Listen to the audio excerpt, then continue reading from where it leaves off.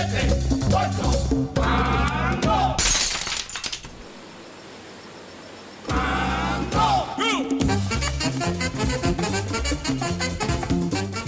Muy buenas noches, bienvenidos a este especial de Intereconomía Televisión dedicado al recibo de la electricidad. Así dice, pero ¿y eso no está ya corregido? Ya lo veremos, parece que no.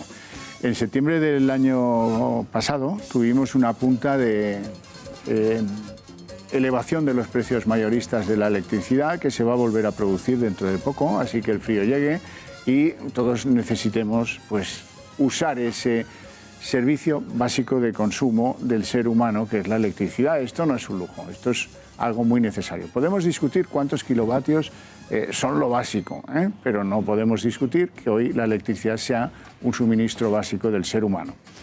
Bien, eso es un principio que conviene asentar. Y en estos tiempos de tribulación en los que vemos que nuestros señores políticos están pendientes de la exhumación de Franco, de cómo se reparte en el Consejo General del Poder Judicial, de las suciedades instrumentales de algunas ministras y algunos ministros, de todo ese tipo de cosas,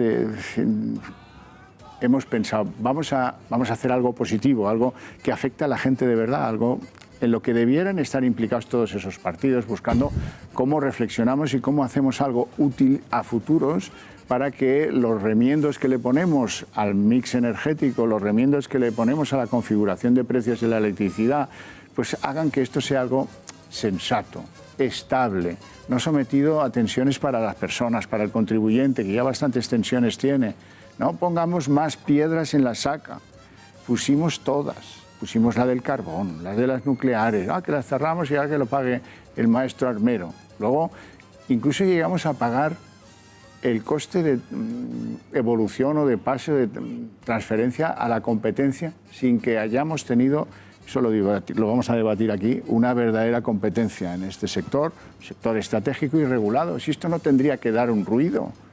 No digo yo que sea la codicia de las compañías, que a lo mejor también, sino los errores de una administración y de la otra y de la de más allá, los que han dado en un callo irreversible que cada vez pinta peor y que hace que, pues, para los ciudadanos esto sea un problema y que muchos entren a formar parte de eso que llaman el umbral de la pobreza energética. También espero que podamos hablar de eso y le vamos a pedir a nuestros invitados que, pues, modestamente se atrevan a proponer algunas fórmulas de buen rollo, nada de buen rollo. Algunas fórmulas que se podrían explorar para que esto fuera más liviano, más comprensible y más justo, porque en el fondo todo lo que se desvía de lo razonable empieza a ser injusto al día siguiente de haberlo impuesto.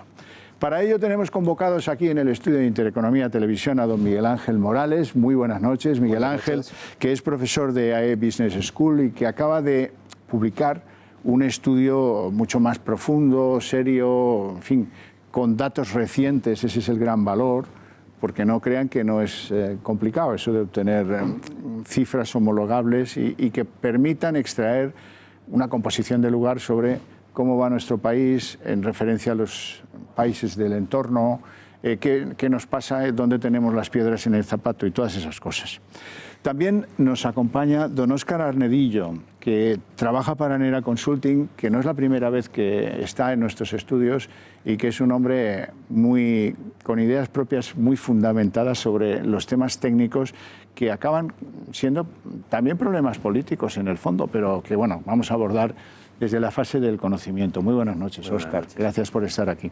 Don José Luis Fernández, buen amigo del programa, jefe de estudios del sindicato USO. Alguien ha dicho antes de que empezáramos a grabar esto, alguien ha dicho, el único sindicato decente que queda en España. No sé si es el único o de los pocos, ¿no? Pero intentamos por lo menos mantener el tipo. Usted que tiene opinión sobre estos temas y que le gusta hacer numeritos también, será muy interesante oírle sobre la cuestión que nos ocupa hoy.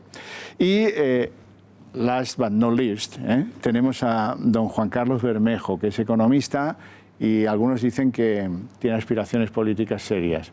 Muy buenas noches, ¿qué tal? Muy buenas noches y esperemos que no se nos corte el suministro durante esta hora y media. Bueno, esperémoslo.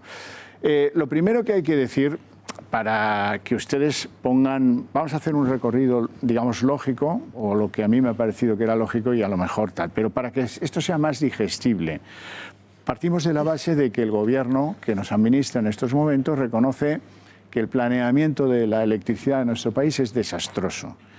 Dice, ahora lo van a ver, dice la ministra de Transición Energética, la señora Rovira, dice que, oiga, esto está muy mal, vamos a hacer una ley antes de que acabe el año, una especie de plan nacional integrado, dice ella, de energía y de clima, del cual pues, se habló al poco de llegar y se ha dejado de hablar en los últimos tiempos. No sé si es que la preocupación por los presupuestos o por otras historias hace que esto sea una promesa y que hasta el momento actual pues no conozcamos por dónde va a ir esa supuesta reforma energética que anuncia el Gobierno.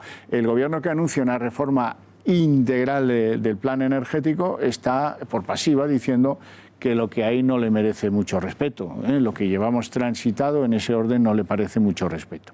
Sí hay que admitir que el Gobierno de Pedro Sánchez ha hecho un par de cosas innovadoras en el territorio de lo que podríamos llamar la energía. La primera, el impuesto al sol, que ha sido finalmente derogado, y lo anunciaba, ahora lo van a oír, la ministra Teresa Rivera. Este impuesto al sol es una de las cosas absurdas que hacía que en España pues, en el fondo se produjera menos electricidad con base sol que en Alemania, porque había un impuesto que alguien se inventó, alguien del anterior gobierno se inventó para sufragar otro problema que teníamos, y es que aquí estamos siempre haciéndonos trampas al subastado. Pero en cualquier caso, se ha eliminado el impuesto al sol y eso es un activo del Gobierno Sánchez. Van a oír a la ministra Teresa Rivera. Por fin, este país se libra del gran absurdo del que se ha mofado la mayor parte de los observadores internacionales, que es el impuesto al sol. Creemos que una de las medidas que más puede contribuir a una modernización de nuestro sistema eléctrico es aceptar con total naturalidad que hay productores, consumidores, en mucho mayor número y mucho más diversos de lo que hasta ahora ha sido el funcionamiento, el panorama eléctrico. Creemos que hay que descargarnos de muchas trabas burocráticas que impedían, dificultaban esta modalidad de generación, y pensamos que eso parte de una premisa fundamental que han respaldado todos los grupos parlamentarios, a excepción del Grupo Parlamentario Popular, reiteradamente. Bueno, pues eso es positivo porque permitirá, imagino yo, dentro de un tiempo, el autoconsumo, la producción en casa de la electricidad que uno consume, espero. De momento es una cosa recién aprobada. ¿Qué más cosas ha aprobado el Gobierno Sánchez? Que no tengan que pagar las empresas productoras durante 6 meses, ojo que esto está en suspensión, no está abolido, el llamado impuesto de generación. Esto es el 7,11% que venían pagando los productores al Estado. Esa es la línea del orden de magnitudes y de dónde va el dinero a dónde. ¿Cuánto es? Pues creo que el último año recaudado eran 1.700 millones de euros por año.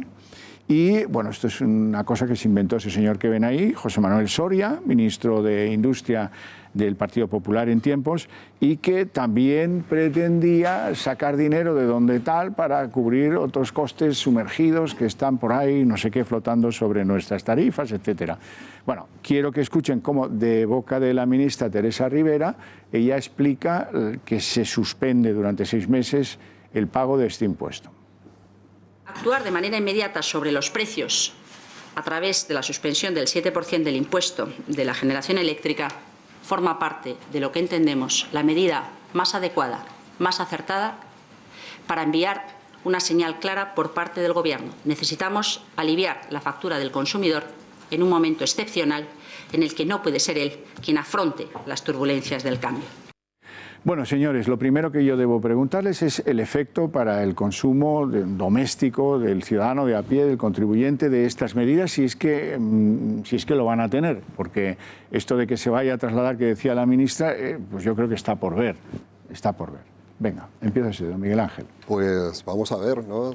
Impuesto al sol. Eliminamos el impuesto al sol. ¿Qué va a ocurrir? La gente va a empezar a poner sus placas solares en los tejados.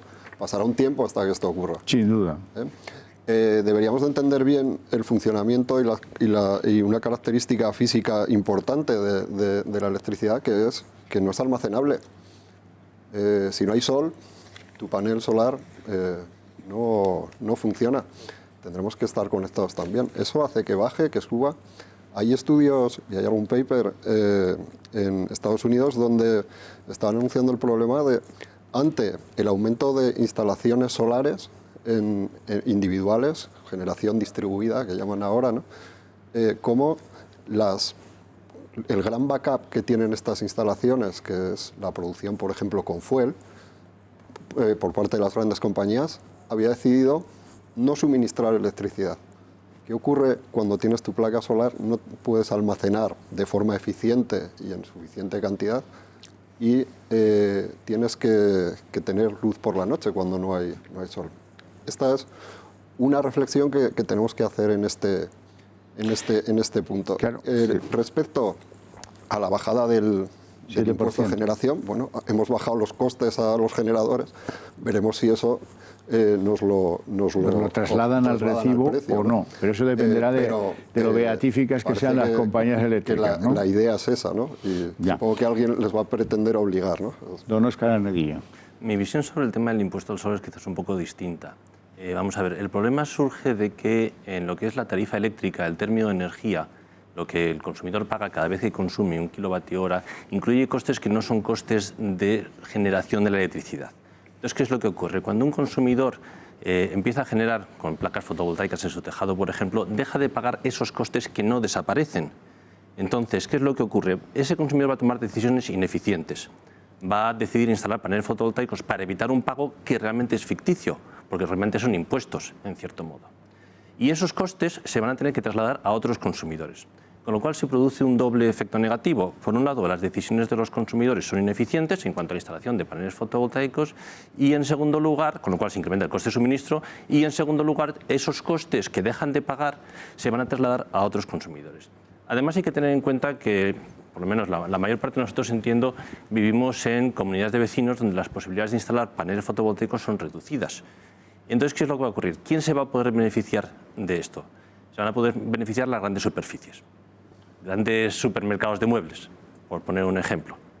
Y eso que dejan de pagar habrá que repercutírselo a alguien, con lo cual se va a traducir en un incremento de las tarifas para el resto de consumidores. Es verdad que en Alemania se desarrolló muchísimo el autoconsumo, pero también supongo que hablaremos después de cómo en Alemania están pagando actualmente las tarifas eléctricas más altas de toda Europa. Con lo cual es un peligro. Y el propio Tribunal Supremo, que lo analizó esta cuestión, dijo que la terminología de impuesto al sol era una expresión un tanto, no me acuerdo la expresión, capciosa, engañosa, etc. Con respecto a los impuestos, es una medida sin duda positiva. Para mi gusto se queda corta, puesto que, como has dicho, es un impuesto que se quita durante 6 meses. El impuesto de generación, 7,11%. Sí. También se quita un impuesto al consumo de gas que utilizan las centrales de generación eléctrica con gas, y ese sí que se elimina de forma definitiva, pero se mantienen todos los demás impuestos a la generación. Entonces, para mi gusto, es una medida que se queda corta, está produciendo una distorsión, está haciendo que importemos energía, por ejemplo, de Francia, cuando sería más barato producirla en España, lo cual me parece una total aberración. Entonces, es una buena medida, pero aquí se ve la mano del Ministerio de Hacienda. Para el Ministerio de Hacienda, el sector eléctrico es un sector muy jugoso, y de ahí que ahora estemos pagando esas tarifas tan altas. Comprendido. Don José Luis. Bueno, yo creo que todo este tema del autoconsumo, a priori me parece que es un término positivo, es decir, que la gente puede, sobre todo comunidades de vecinos, pueden ponerse de acuerdo en la comunidad de vecinos y organizarse, ¿no?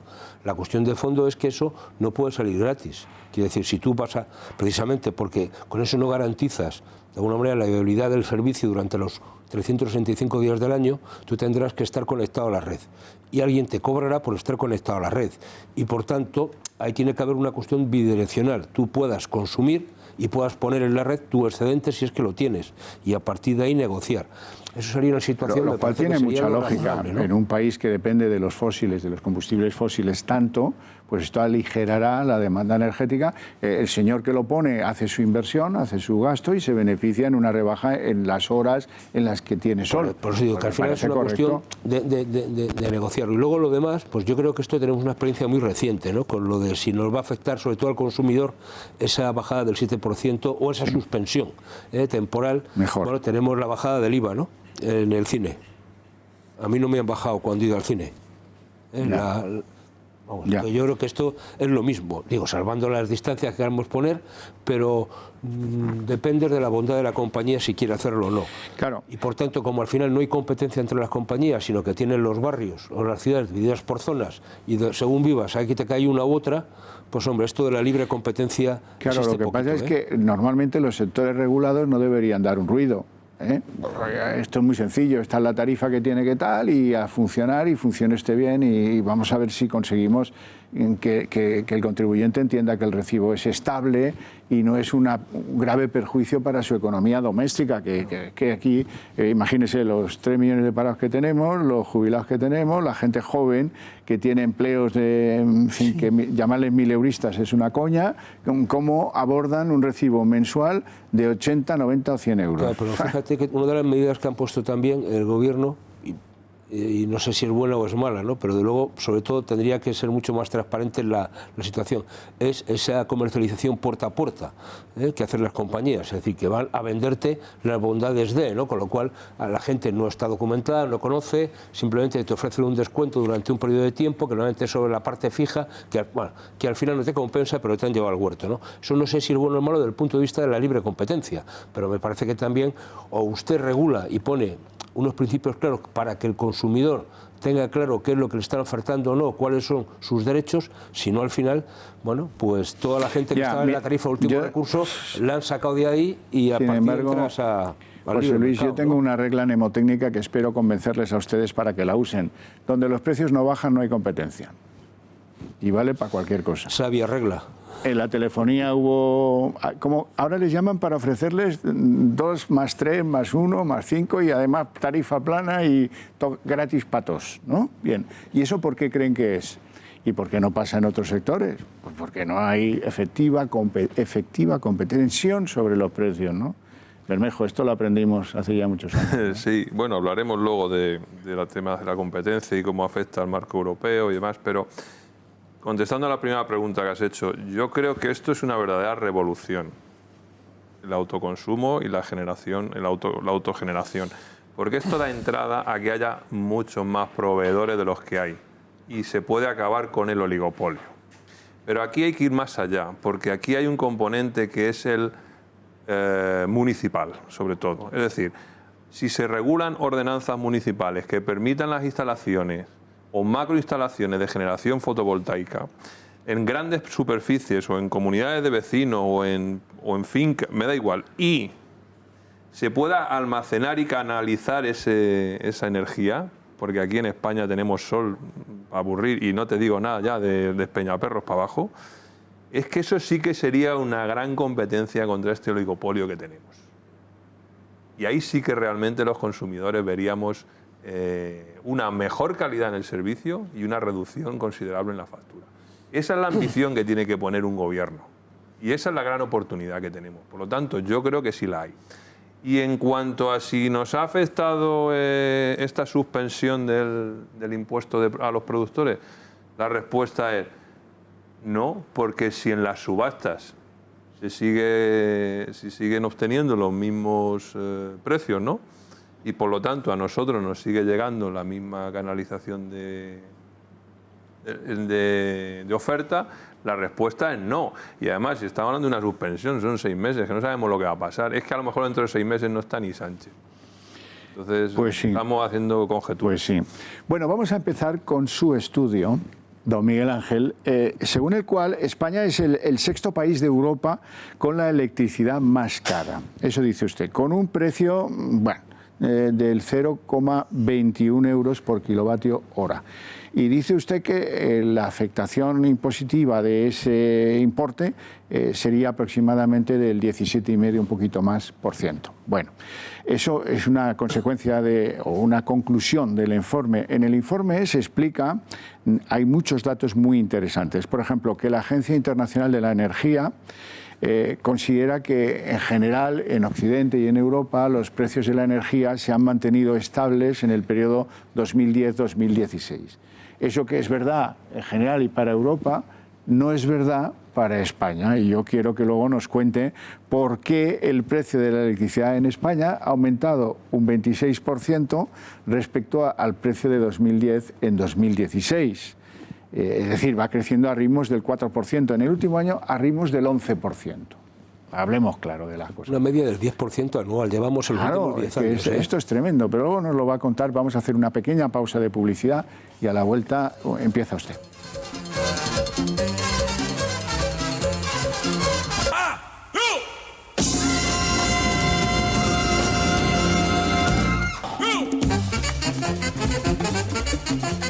Bueno, profesor Morales, tiene usted que contarnos el porqué. Uy, qué pregunta tan difícil, ¿no? No, hombre, no, si lo tiene usted más resuelto. Primero me has hablado del impuesto, ¿no? Estamos hablando de ese 17%. Bueno, querríamos puntualizar una cosa, ¿no? Este 17% es porcentaje sobre el precio, que supone un 22-23%, que incluiría el IVA y posiblemente ese impuesto de generación. Y es lo que en las estadísticas europeas consideran como impuesto. ¿Y por qué hemos utilizado eso sería más este dato? Si la cuenta la hiciéramos usted y yo aquí en un rato. Bien. ¿Por qué hemos utilizado este dato? Es para poder comparar con el resto de países europeos, porque usamos la misma base estadística, ¿no? Claro, parece que el peso del impuesto es importante.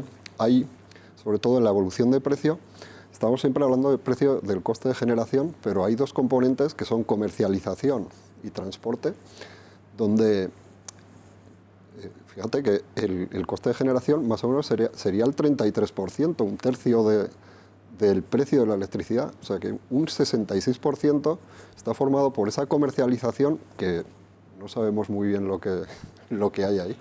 Y ese transporte, que responde a una posición de monopolio de Red Eléctrica Española, es un monopolio natural, no puede haber dos redes porque sería totalmente ineficiente, pero que deberíamos de ver si ahí podíamos obtener también rebajas, no solo hablar de generación. Claro, pero que el 30% del componente de precio sea el transporte, pues es un poco caro. Un poco caro, pero bueno, es el coste más o menos que están teniendo en otros países, sí, ¿no?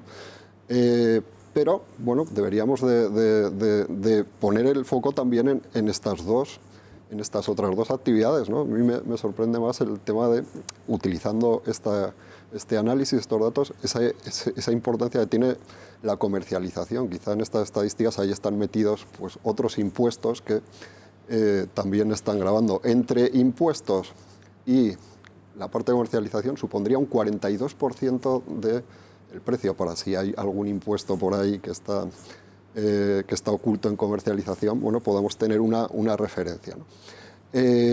Bueno, deberíamos poner el foco también ahí, ¿eh? Pero supongo que el gran desequilibrio son los recargos que se nos hacen por la transición a la competencia, por el carbón, por las nucleares, por el déficit, por el déficit. Quizás, y eso lo mencionamos en el estudio, la electricidad, por el carácter que tiene de que es fácilmente medible el consumo por todos los consumidores. Hay unos recaudadores, que son las compañías, que funcionan bastante bien en este sentido, pues es un elemento muy sencillo para los gobernantes para incluir impuestos sobre esto, ¿no? En el momento en que se necesita cubrir alguna necesidad presupuestaria, pues vamos a ver sobre qué elementos podemos tener recaudación impositiva de forma más sencilla. La vivienda, pues todo el mundo se sabe dónde vive, quién es propietario, cuál es el valor catastral, pues vamos a tirar sobre ello. La electricidad, todo el mundo tiene un contador, sabemos cuánto ha consumido y además pues puede tener ese mensaje que además es cierto, ¿no? Ostras, ¿por qué no utilizamos políticas fiscales para trabajar sobre la eficiencia energética, para obligar a las familias a que utilicen el recurso con mayor eficiencia? Todo esto pues converge en pues que tengamos un sistema impositivo sobre el sector eléctrico en este momento que es bastante incomprensible. Digamos que hasta hemos tenido varias iniciativas gubernamentales, yo creo que en 2 gobiernos de dos colores diferentes, que han intentado, uno de sus proyectos ha sido hacer más legible o más fácil de lectura la factura eléctrica. Yo todavía no la entiendo muy bien, ¿no? Me ponen unos gráficos ahí, pero digo, ostras, este es un problema, ¿no? Según nuestros datos, el precio de la electricidad en España habría aumentado a un ritmo entre 2010. Nosotros hemos intentado, pues desde un punto de vista académico, pues ver un periodo largo y comparar qué cambios ha habido, ¿no? Hemos intentado comparar la evolución de precios y ahí hemos visto pues, ese incremento del 26% en términos nominales, y eso supone un incremento del 4% anual en promedio para el recibo de la electricidad en el área residencial, y para los datos de un rango de consumo, creo que es 2.500 y 5.000 kilovatios. Entonces, ¿qué hemos visto? Oye, ¿por qué ha ocurrido esto? Y claro, la primera pregunta que nos hicimos es, oye, ¿cómo se forma el precio de la electricidad? Porque esto cómo funciona, ¿no? ¿Qué problemas hay? ¿Por qué las eléctricas nos ponen este precio? Y bueno, pues fuimos a ver qué había en el mercado, qué había en el mundo, y vimos que en España, pues aparte de que teníamos diferentes formadores de precios, de transporte, esa comercialización, esa generación, parece que todo el mundo le echa la culpa a la generación de las variaciones de precio. Dijimos, oye, ¿qué pasa aquí? ¿Cómo funciona esto? ¿Qué problemas tiene la electricidad para que haya tantas variaciones de precio, ¿no? Porque parece que es el mensaje que nos están dando, ¿no? Esto oscila mucho. Y es culpa de, alguien dice, marginalistas, el precio marginalista, bueno, ¿qué era esto, no? Entonces, bueno, vimos que ostras, hay muchas formas de generar electricidad, ¿no? Y vemos que hay molinos de viento, hay placas solares, hay centrales nucleares, ¿y por qué no hay solo una? ¿Por qué si los molinos de viento funcionan tan bien, por qué no tenemos solo molinos de viento y tenemos varias, ¿no? Anda, que es que la electricidad no se puede almacenar. Es un problema grande, ¿no? Porque, claro, si produces naranjas, 100 kilos de naranjas, y durante una semana, pues cada familia te va a consumir 25 kilos, puedes almacenar 100 y las vas sacando, ¿no? Pero, ostras, la electricidad que no se puede almacenar de forma eficiente y en un volumen grande, parece que es una restricción física, que hemos estado detectando y que, bueno, no es que nos lo hayamos inventado nosotros, esto es lo que dicen todos los expertos, ¿no? Que existe esta limitación. Ostras, si no se puede almacenar, en el momento que hay demanda, y todos estamos acostumbrados a encender el interruptor y que se dé la luz, o se encienda el ordenador, o sea, que la demanda instantánea y todos queremos que esté disponible, y no se puede almacenar. Ostras, si solo tuviéramos molinillos de viento, ¿no? Si no hay viento, daríamos al interruptor, como no hay almacén, no tendríamos luz. Anda, ¿y cómo estableces un mercado en este esquema? Pues dices, anda, pues igual tengo diferentes formas de producir que tienen diferentes características. Tengo los molinos de viento que no me van a costar nada en combustible, porque por ahora no hay impuestos sobre el viento, ¿no? y Eolo no viene a pasarnos la factura.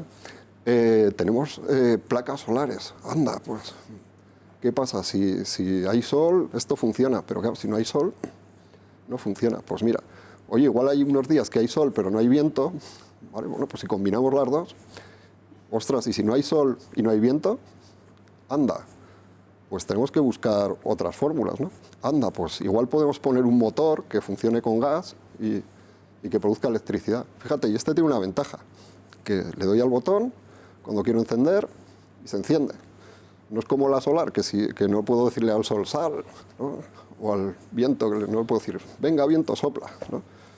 Al gas, pues le doy al botón. ¿Qué problema hay? Que el gas cuesta dinero, ¿sí? Bueno, ¿cómo resuelve, o cómo parece que resuelve el sistema eléctrico el problema? Dice, oye, pues vamos a tener diferentes formas de producir, como cada una tiene sus ventajas y sus inconvenientes. Vamos a verlo. ¿Cómo se hace económicamente eficiente ese sistema?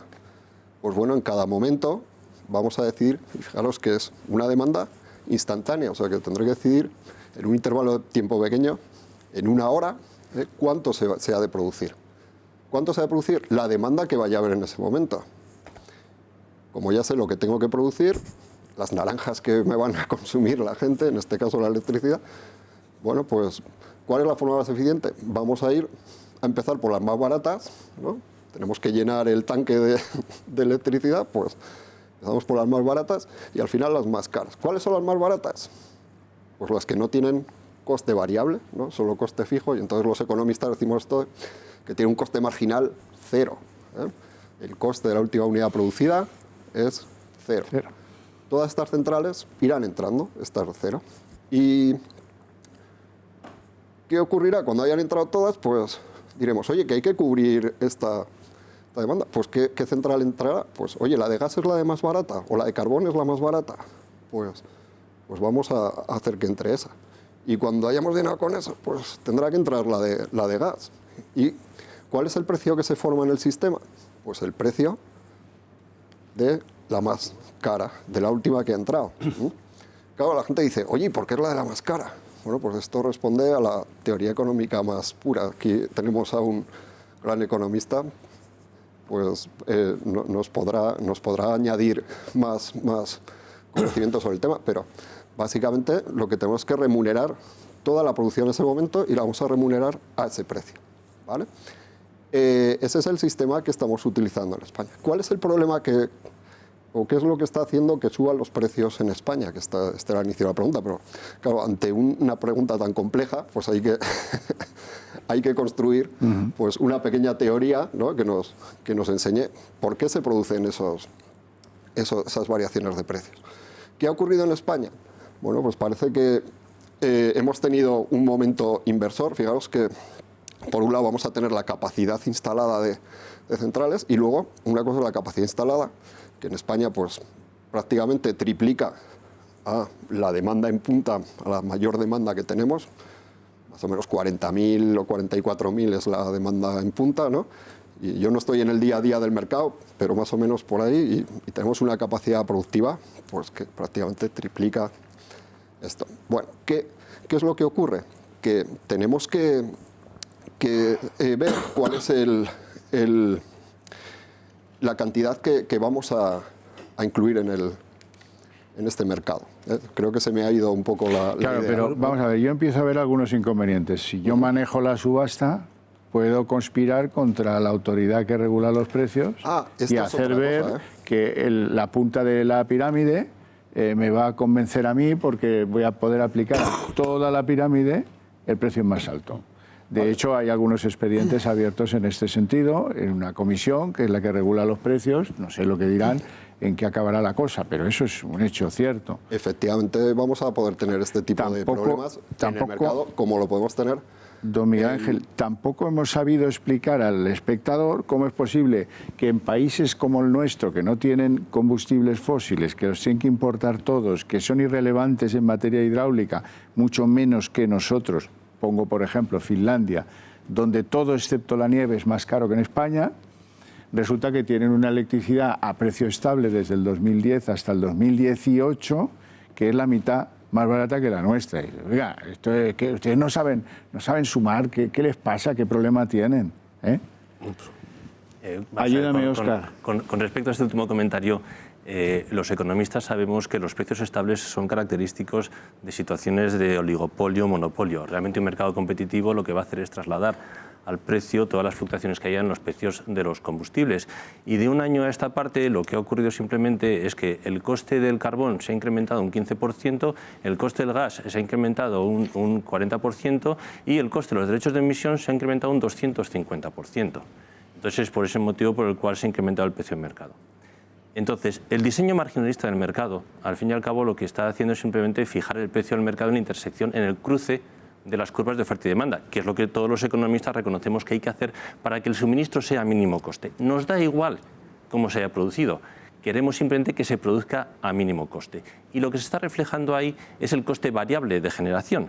La diferencia entre el coste variable, que es cierto, algunas tecnologías tienen costes variables igual a cero, y el precio del mercado, es la contribución a la recuperación de esos costes de inversión. Y eso les induce a invertir en las centrales que tienen los menores costes posibles. Entonces, es un diseño que lleva a la eficiencia, que lleva a minimizar el coste de suministro. Entonces, con respecto a lo que hemos empezado comentando al principio, según hagas el estudio de los costes de una forma o de otra, por ejemplo, el precio del mercado eléctrico es comparable al precio de cualquier otro país de nuestro entorno. Fue incluso inferior al resto de países de nuestro entorno hasta el año 2012, hasta que en el año 2013, cuando aplicaron los impuestos, que ya advirtió la Comisión Reguladora del Sector Eléctrico, ya advirtió que eso iba a incrementar los costes de las tecnologías de generación en unos 10 euros, 8 euros para el gas, 10 euros para el carbón. A partir de ese momento hemos sido más caros. ¿Cuál ha sido el impacto? 10 euros. Pero eso proviene de los impuestos. Si quitamos esos impuestos de la tarifa eléctrica y simplemente consideramos el coste de generación, el coste de transporte, el coste de distribución y el coste de comercialización, que el coste de comercialización está en el entorno de 4 euros por kilovatio y año. 4 euros porque para un consumidor que tiene 3 kilovatios de potencia contada está pagando 12 euros al año, 1 euro al mes. Difícilmente eso justifica o puede explicar las facturas. ¿Por qué se han incrementado las facturas? Las facturas se incrementaron entre el año 2007 y 2012. Cuando hacemos esos promedios en los cuales partimos de un periodo intermedio del 2010 al 2017, etcétera, estamos pillando parte de ese incremento. Pero en los últimos 5 o 6 años, la tarifa no se ha incrementado. El incremento, como digo, se produjo entre los años 2007 y 2012 y se produjo por el coste de las subvenciones a las renovables. Quisimos promocionar renovables, se hizo mal, se promocionó mucho a las fotovoltaicas, se le retribuyó con un precio que era 10 veces el precio de mercado e entraron 10 veces lo que se quería que entrara. Entonces, claro, a raíz de eso se disparó la factura. Pero tenemos que distinguir entre lo que es el coste de suministro, que se ha mantenido estable, y lo que ha subido. Y lo que ha subido no es el coste de suministro, sino todo lo demás que el Gobierno pone en la tarifa eléctrica. ¿Por qué lo ponen? Las piedras en las forjas de las que yo hablaba antes, ¿no? Sí, ¿y por qué lo pone? Vale. Pues porque para el Gobierno podría financiar esos costes a través de los presupuestos generales del Estado, como financia cualquier otra ayuda o subvención. Pero claro, eso le obliga a subir los impuestos o le perjudica el déficit público.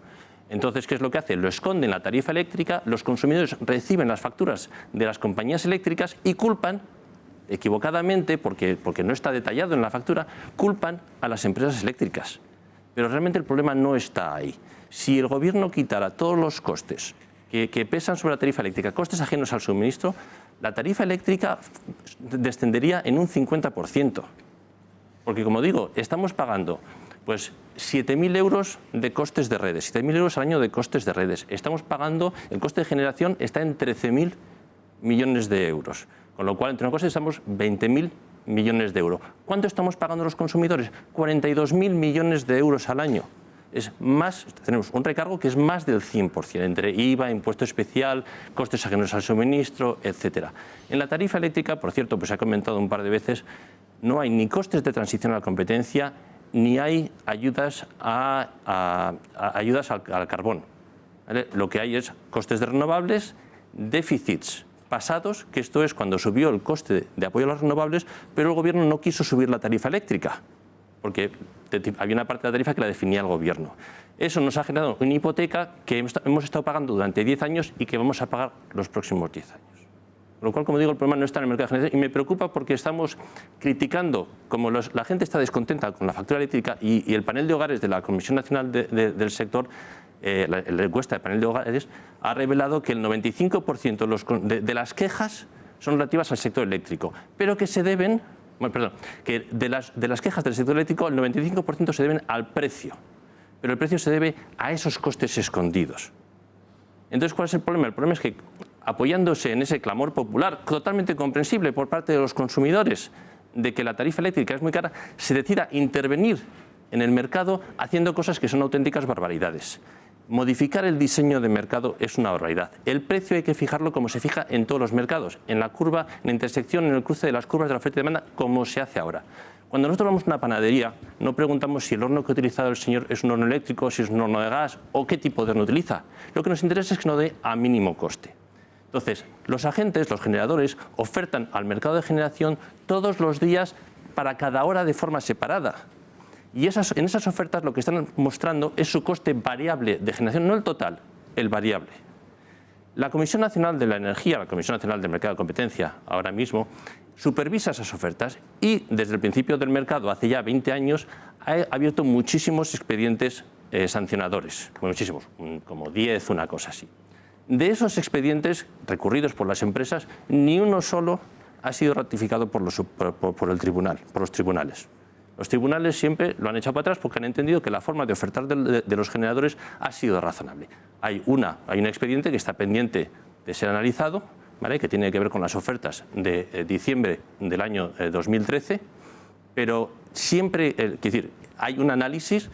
Ese análisis hasta ahora no ha encontrado evidencia de problemas y, como digo, lo más importante, el precio de mercado, descontando esos impuestos, es más bajo que la media europea. Con lo cual, hablar de un oligopolio o decir que hay un problema es contraproducente. Bueno, pero vamos a hacer daño a los consumidores. Permítame decir que cabe la sospecha, dado que en esa subasta concurren las mismas manos como generadores energéticos que como distribuidores y comercializadores energéticos. Pero, sin embargo, las ofertas se analizan de forma separada y se analizan las ofertas para cada central de generación y para cada hora de forma individual. Y cualquiera de los oyentes, vamos, hay que saber buscarlo, pero nosotros lo hacemos, podemos acceder a las ofertas presentadas por todas y cada una de las centrales de generación y podemos analizarlas y podemos ver si alguna de ellas no refleja los costes variables. Y lo hace la CNMC, lo hace constantemente la CNMC. Pero para el usuario final eso le da igual. Pero al usuario final lo que le importa es el precio del mercado de generación y el precio del mercado. Al usuario final le preocupa la factura. ¿Vale? De acuerdo. Pero lo que no tenemos que confundir es el descontento del consumidor hacia la factura, totalmente comprensible, con la causa de ese incremento. Y la causa de ese incremento no está en el precio del mercado de generación, porque el precio del mercado de generación, en términos reales, además, está igual que en el año 1998, que hace 20 años, en términos reales. Ha subido lo que ha subido la inflación, pero le han puesto el impuesto al CO2, le han puesto todos los impuestos de la ley 15/2012. ¿Vale? Pero en términos reales es constante. El coste de transporte y distribución también se ha mantenido estable. Como digo, lo que ha subido es otra cosa. Y no tenemos que engañar a los consumidores ni inducirles a hacerles cosas ineficientes por falta de información. Vale, vamos a ir al capítulo fiscal enseguida, José Luis. No, digo, sí, no es que estemos... el problema es que yo creo que es lo que le interesa a la gente, o no, digo, desde el punto de vista formal. Es decir, yo creo que en 2014 el Partido Popular hace una reforma con la finalidad teóricamente de abaratar todo este sistema. Y son los tres grandes bloques que son los que concurren a la subasta. Es decir, que tiene que ver precisamente con los peajes, es decir, la distribución, las amortizaciones, déficit tarifario, eso viene a suponer el 40%. Luego otro 25% que tiene que ver con los impuestos en el sentido puro y duro y un 35% que son los costes propiamente de generación. Con lo cual dices, oiga, si esas otras partes las aliviamos, que se pueden y se deben aliviar, bueno, pues seguramente el coste de la factura energética para el usuario final disminuiría.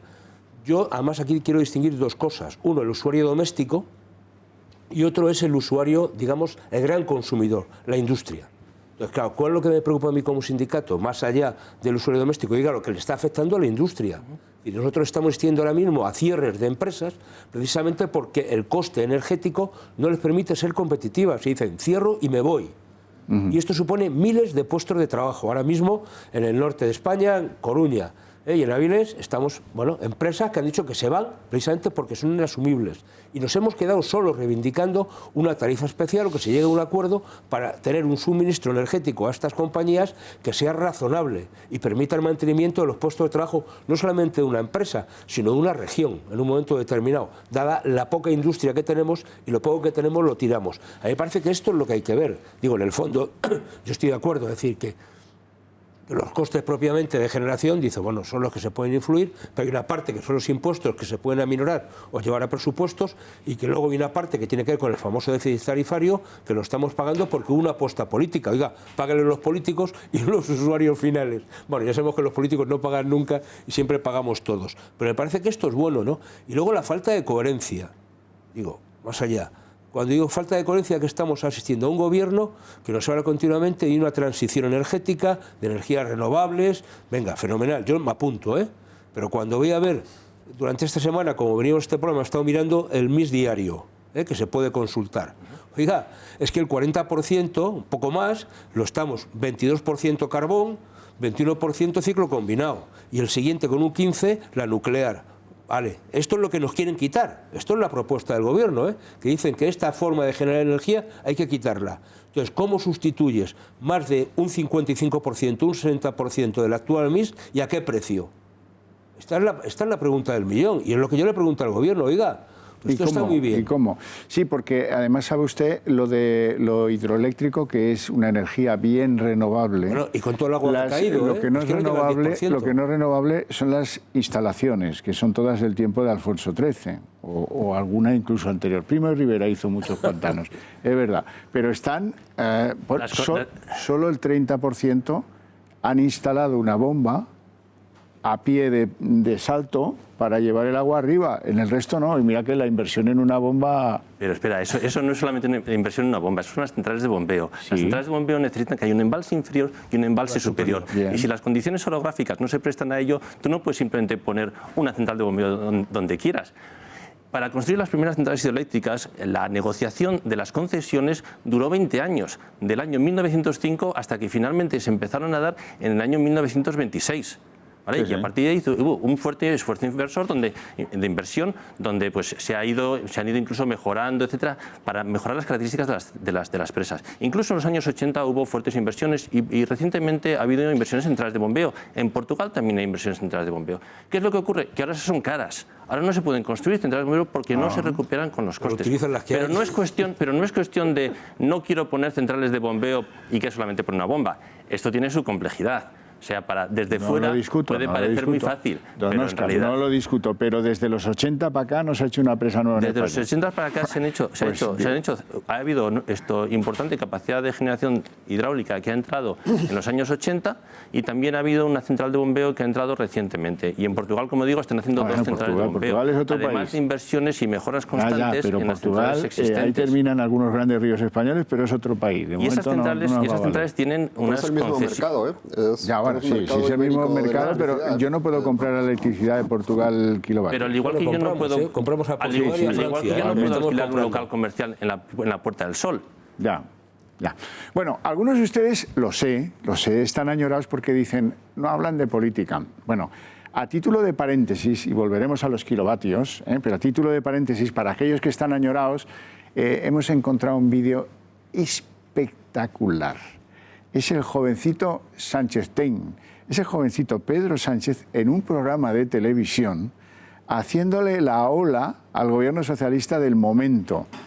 Y fíjense que salen dos personajes mucho más joven, Javier Aznar, que como ahora se le ve, y el otro ya fallecido, personaje de gran amigo mío y persona a la que España le debe mucho, empresario de medios de comunicación, Juan Tomás de Salas. Les dejo con el jovencito Sánchez Ten y a publicidad. Yo veo que sí que ha habido una connivencia entre determinados jueces y también determinados medios de comunicación. Porque lo que vemos claramente es que ha habido un periódico, en concreto El Mundo, que ha sacado unos determinados procesos hasta incluso por fascículos. Lo único que ha faltado han sido las tablas para poder sacarlo. Yo creo que el juez en un momento dado, ante la trascendencia social que en un momento dado puede estar alcanzando ese proceso, puede hacer algo, ¿no?, con el aspecto. Es decir, es que el señor Amedo y el señor Domínguez estaban siendo constantemente entrevistados por un determinado periódico. Y eran personas que eran, se creaba la figura del arrepentido para que, bueno, pues pudiesen declarar ante el juez de Garzón, ¿no? Entre otras cosas, además, el señor Garzón ha dado mayor relevancia a testimonios de personas que se han desdecido miles y miles de veces, y ha habido otras personas a las cuales ha utilizado la famosa frase de la alarma social para meterlos en prisión preventiva y después presionarlos para que cantasen lo que él quería. Porque usted es abogado, ¿no? Y hombre, a mí antes me ha sorprendido cuando estaba diciendo que la cúpula del anterior gobierno estaba, bueno, metida en el meollo del gal. Hombre, usted como abogado tendría que por lo menos respetar el principio de presunción de inocencia, que no lo ha respetado cuando ha dicho eso.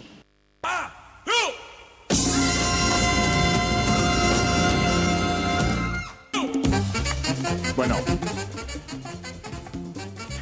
el profesor Bermejo me ha prometido que lo que hacemos a la bombilla va a ser poca cosa con lo que va a hacer él al debate a continuación. Venga. Bueno, yo es que he estado escuchándoos atentamente y... Vamos a ver.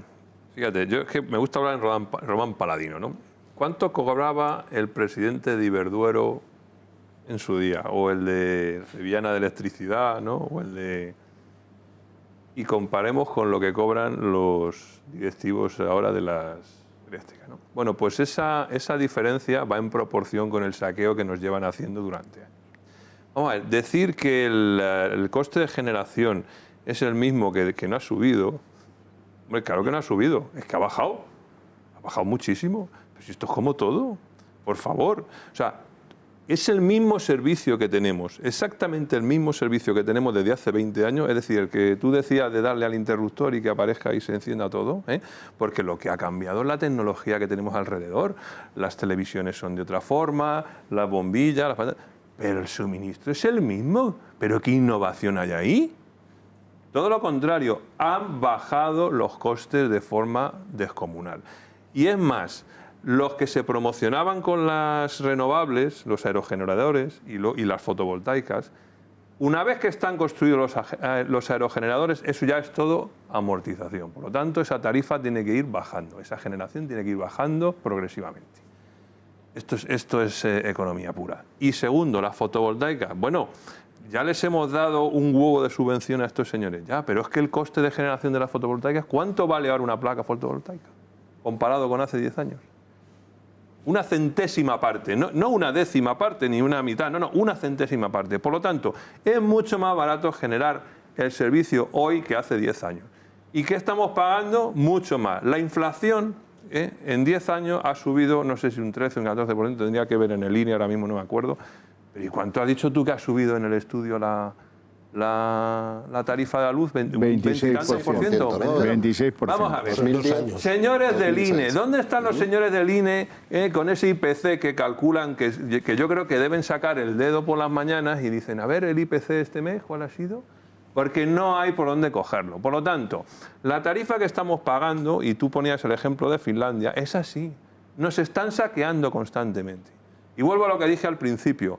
Esta derogación del puesto al sol, no, de esa desfachatez que cometieron, penalizar el autoconsumo, de ese miserable que ya afortunadamente ya no está en el gobierno, es una gran oportunidad para generar más competencia, más proveedores y más independencia energética, porque somos un país que no somos independientes energéticamente hablando y es un sector estratégico. Pero la red eléctrica no la tienes, o sea, la red sigue siendo, la red depende del gobierno, es una empresa pública. Que es pero tú te refieres a la red eléctrica. Claro, es que eso que tú estás diciendo, que me parece estupendo, al final tienes que conectarte. Pero la capilaridad esa, vamos a ver. Y eso te van a poner unas trabas. Pero vamos a ver, ¿qué trabas? Tú, la red eléctrica es una empresa pública. Y yo, como Estado, meto y capilarizo la red por donde me dé la gana.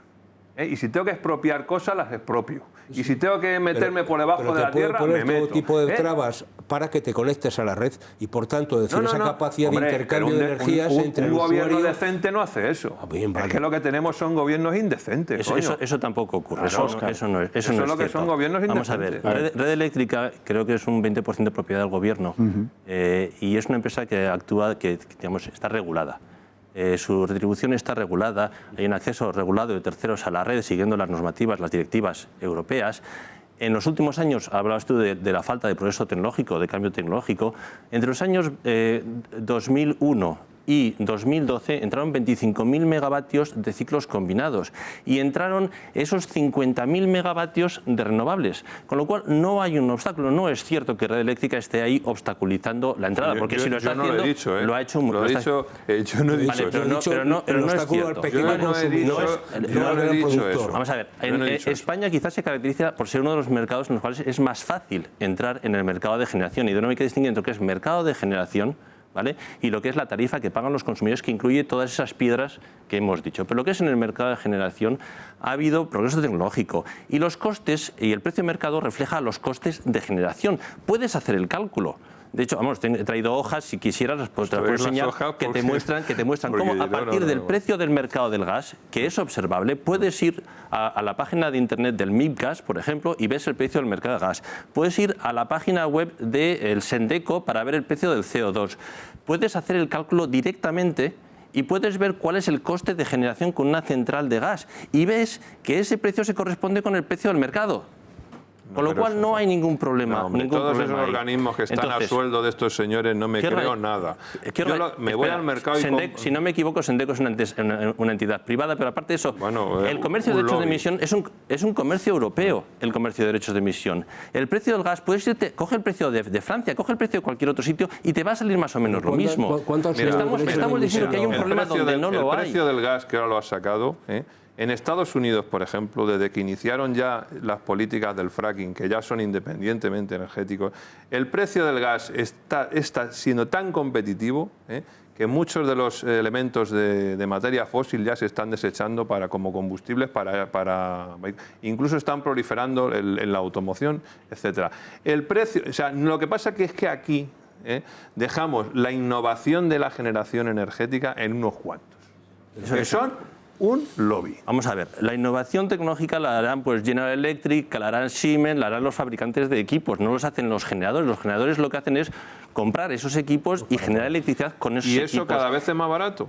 Y eso cada vez es más barato. Sí, no, las centrales son más eficientes. Por eso se sustituyen las centrales de carbón por centrales de gas. Bueno, lo que ocurre es que el coste de los combustibles te voy a plantear una pregunta política. ¿Ha sido bueno para España perder a su compañía eléctrica pública? No. ¿Se ha derivado de eso un beneficio para la sociedad, aparte de las cosas comerciales, que el Estado ingresó lo que pagó la italiana en él por ella? Esto me refiero a Endesa, claro está. Pero nos hemos quedado en que tenemos todo el sector regulado, pero manos privadas en España, y yo no sé si eso, respecto a lo que pasa en Italia o en Francia, podemos concluir que ha sido positivo, ¿no? Para depender de una empresa pública italiana. O sea, esto realmente es un contrasentido en sí mismo. Ya, en términos, o sea que... Ya pasó, no hay más remedio. ¿no? Es decir, a partir de ahí parece que fue nefasto. Pero sí quería hacer una referencia al tema de los derechos de emisión, porque es de las cosas que están ahora mismo encareciendo más el coste de la tarifa, ¿no? Entonces me parece que estamos asistiendo a una subasta entre comillas, o sea, no es una subasta real, pero se están comprando y vendiendo los derechos de emisión. A partir de, oiga, si los derechos de emisión tienen que ver con la capacidad de emitir o limitar la capacidad de emisiones, oiga, si aquí no los consume, no los venda. O sea, quite usted el tráfico. Me explico, si hablamos de la bondad del planeta, de la ecología, del aire respirable, de la salubridad y todo este tipo de historias, oiga, usted no comercie con los derechos de emisión, porque está comercializando con mi salud. Digo, desde el punto de vista de esta demagogia que hacen los gobiernos ahora mismo, o por no decir nuestra alcaldesa, y la salud del centro y de la almendra central, y que los pobres del extrarradio se... Vamos, son cosas distintas. El precio del CO2 y la almendra central son cosas muy distintas. Pero el comercio de derechos de emisión se estableció en el año 2005 por la Comisión Europea con el objetivo de reducir las emisiones de CO2 y reducir el problema de calentamiento global de la forma más eficiente posible.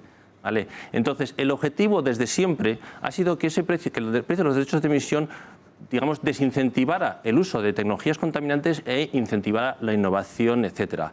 Ya en el año 2008 se apuntaba un precio de los derechos de emisión de 20 euros por tonelada. Lo que pasó es que por la crisis económica se deprimió la demanda de derechos de emisión y el precio está por en torno de los 5 o 7 euros por tonelada. 20, y ahora, porque la Comisión Europea ha trabajado muy duramente intentando que suba. Por fin ha conseguido que suba a ese nivel que se considera que es necesario para avanzar en ese proceso tecnológico y en la lucha contra el calentamiento global. Porque lo que no podemos pretender es luchar contra el calentamiento global mientras emitimos CO2. y evidentemente eso va a tener unas consecuencias sobre el precio. ¿Qué es lo que ocurre? ¿Qué es lo que es, digamos, en este sentido políticamente incorrecto o dramático? Y es que el gobierno subasta los derechos de emisión que después pueden utilizar las empresas. El incremento en el precio de los derechos de emisión ha resultado en unos beneficios caídos del cielo para el gobierno, que en lugar de recaudar 450 millones se va a encontrar este año con 1.200 millones y el año que viene con 1.500 millones. Y de eso tú podrías decir, pues, que cojan ese dinero y que lo utilicen para reducir la tarifa eléctrica, que sería una de las soluciones. Y en lugar de eso, ¿qué es lo que hace? Dice, pongo un tope a lo que reinyecto en la tarifa eléctrica, que son 750 millones, porque antes él estaba en el entorno de 450 millones, y el resto me callo, me lo quedo, que no se entere nadie. Contrato 10.000 asesores más. Bueno, a lo que vamos. El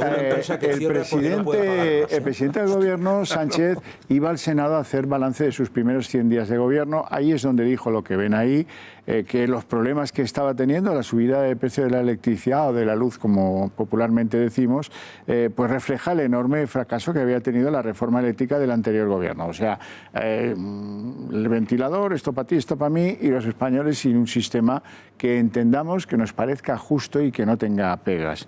Porque una de las principales pegas, en eso creo que ha habido consenso, es la enorme fiscalidad del kilovatio a precio del mercado doméstico. Me gusta más doméstico que residencial. Ya sé que ustedes técnicamente utilizan el criterio mercado residencial, pero yo eso lo dejo para Pablo Iglesias, lo de las residencias, la Casa Real, Pablo Iglesias, tal. Yo prefiero el mercado doméstico, porque me parece más lógico. Profesor Morales, no me deje usted mentir. Del recibo, el 43%, que es un poco menos de la mitad, al Estado. Voy a hacer el cálculo para que usted me diga si en algo meto la pata. Podría ser, ¿eh? No sería la primera vez. Impuesto especial eléctrico. Esto es con un rejón que alguien dijo, estos tíos van a pagar esto porque yo tengo que arreglarles un problema a las eléctricas. Las eléctricas tampoco son inocentes, son un lobby que se mueve por los pasillos del Ministerio de Industria, vamos, mandan más que el ministro, desde luego, vamos, y que todos los ministros juntos. En cualquier caso, impuesto especial sobre la electricidad, 5,11%. Esto, pum, pum. Bien. Aquí entra uno de los asuntos, bueno, más escabrosos del recibo eléctrico. El IVA 21%. Dice, oiga, ¿por qué no tenemos un IVA como en el Reino Unido? 5%. ¿Por qué no tenemos un IVA como en Italia? 10%. ¿Por qué no tenemos un IVA como en Francia? 5,5%. ¿Por qué no tenemos un IVA como en Bélgica? Hasta tal porcentaje de kilovatios IVA básico, 4,5%, 5%, y luego, pues sí, oiga, si usted tiene un taller en casa encubierto de como algún chino tal, pues eso ya lo paga usted al 21%, pero hay un criterio.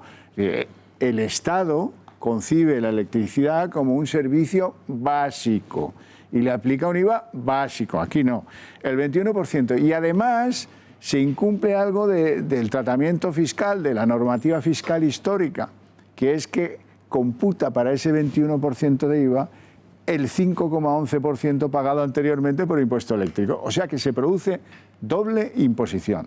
¿Y cuántas se producen? Pues 13 millones de recibos cada mes llevan esa pequeña tara, que nadie tiene ningún... No, esto no es un problema de las compañías, esto es un problema de la señora o del señor del Ministerio de Hacienda, que ha decidido chulearnos. ¿Más claro? No, Sigo y no acabo. Tenemos un problema que les hemos apretado a estos de las eléctricas que tienen esos lobbies tan poderosos, les hemos apretado en tarifas durante tantos años que esto ha generado 30.000 millones de déficit. Pues que lo paguen los curritos. Se inventan un 7,67% de rejón, otro ya no queda espalda, pero siguen metiendo rejón, para atender esos déficits anteriores que estaban embolsados y que amenazaban la supervivencia de alguna compañía. Bueno, sigo. De ese 43% del recibo de la luz, pues me queda todo lo que pagamos de una cosa que se han inventado y que ahora se llama régimen especial energético. ¿Qué compone eso? Luego espero que los doctores acompañantes en la tertulia nos expliquen algo más, pero eso nos implica en un 22,8%, lo que pagamos por eso, el rejón REE, Yo pensaba que era la red eléctrica española que se lleva. No, no, es el régimen especial eléctrico, un invento, un cambalache, un tinglao que... Oye, ¿y las empresas españolas qué tal van? Pues con unos beneficios, las eléctricas, unos beneficios muy correctos, muy sustanciosos, muy, bueno, retribuyendo con dividendos bastante buenos al inversor, mejores que los que otros sectores dan, y endeudándose, pero invirtiendo en el extranjero, comprando, haciendo compras, que me parece lo que deben hacer, me parece estupendo. Ideando nuevas formas de obtener energía en sitios lejanos, en Escocia y en no sé dónde. Aquí no, pero allí sí. O sea, hay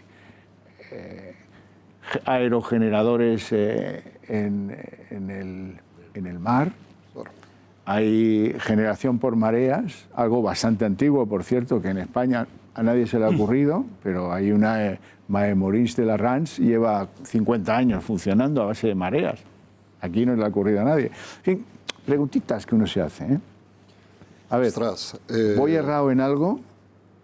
Pues, oye, hasta donde yo sé y entiendo, creo que no. Eso es lo que se llama el enganche. Pues cómo lo siento, pues cómo lo siento. Pero yo creo que lo que tenemos que pensar es, primero, respecto a los impuestos.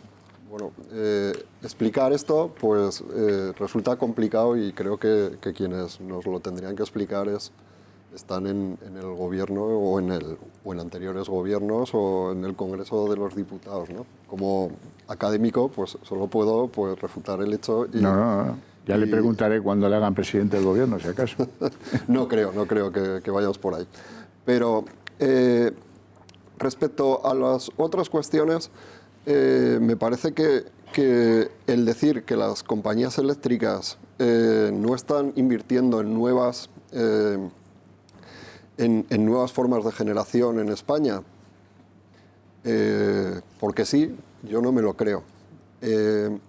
Yo creo que las compañías, como has dicho tú antes, tienen que ganar dinero y están para eso, para dar un retorno a sus inversores, y esa es la función en una economía de mercado no seré yo quien la critique. De cualquier empresa, ¿no? Yo creo que los señores dirigentes de las compañías todo lo que hacen es para que la empresa y sus accionistas pues tengan un retorno y todos estén contentos, porque si no los cambian.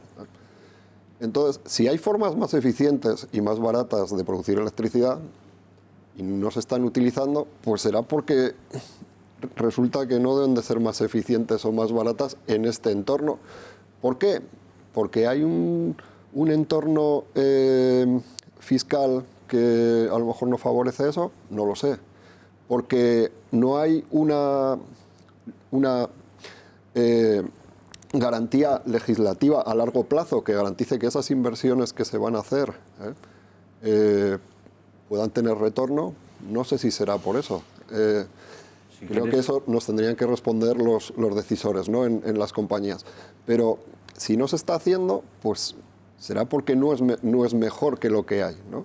De hecho, sí que está habiendo una evolución si comparamos, por eso hemos hecho en nuestro estudio una comparación a un largo plazo, 6-7 años, si comparamos la capacidad instalada entre el año 2010 y el año 2016-17, vemos cómo las renovables han incrementado en una parte importante su importancia.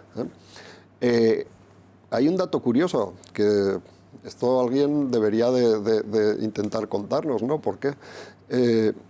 Resulta que hemos disminuido un montón la capacidad instalada en carbón, pero nos ha aumentado, yo creo que en un 90% la importancia en el mix de la producción con carbón, en un entorno en el que estamos hablando de que estamos queriendo cumplir unos objetivos para la Comunidad Europea en materia de CO2. En materia de emisiones de CO2, bueno, y en otros ayer objetivos. cerraban otras dos ya, ¿no? Ahora iremos a eso. Don José Luis.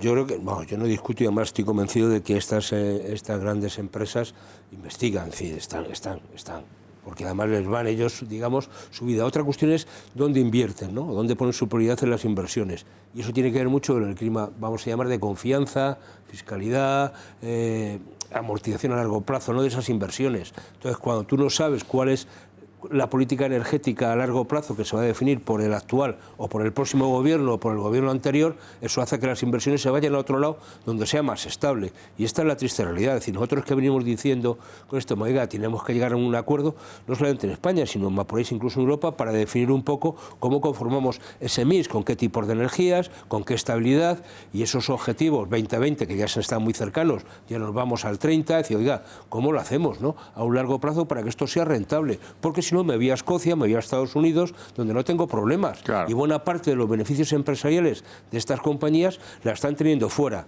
O del endeudamiento, que puede llegar a ser un problema. Claro, es bastante que estas alto. cosas hay que poner encima de la mesa. Y luego yo creo que también, que decías tú, hubo una sobreinstalación al principio de las renovables, con una tecnología de muy mala calidad, y ahora mismo hay tecnologías mucho más avanzadas y que les serían mucho más rentables. Lo que pasa es que ¿qué se hace cuando ni siquiera en algunos casos está amortizada la inversión inicial, ¿no? Y ahí tenemos un desfase de una tecnología obsoleta, y que nos hemos gastado mucho dinero en ello. Y eso es Bueno, eso es unas piedras en la mochila muy potentes. Como ha salido en el debate varias veces, quiero enseñarles eso que tienen ahí. Es la noticia según de estos días atrás, según a finales de semana, según la cual Endesa comunica al Gobierno el cierre inmediato de 2 de sus centrales de carbón.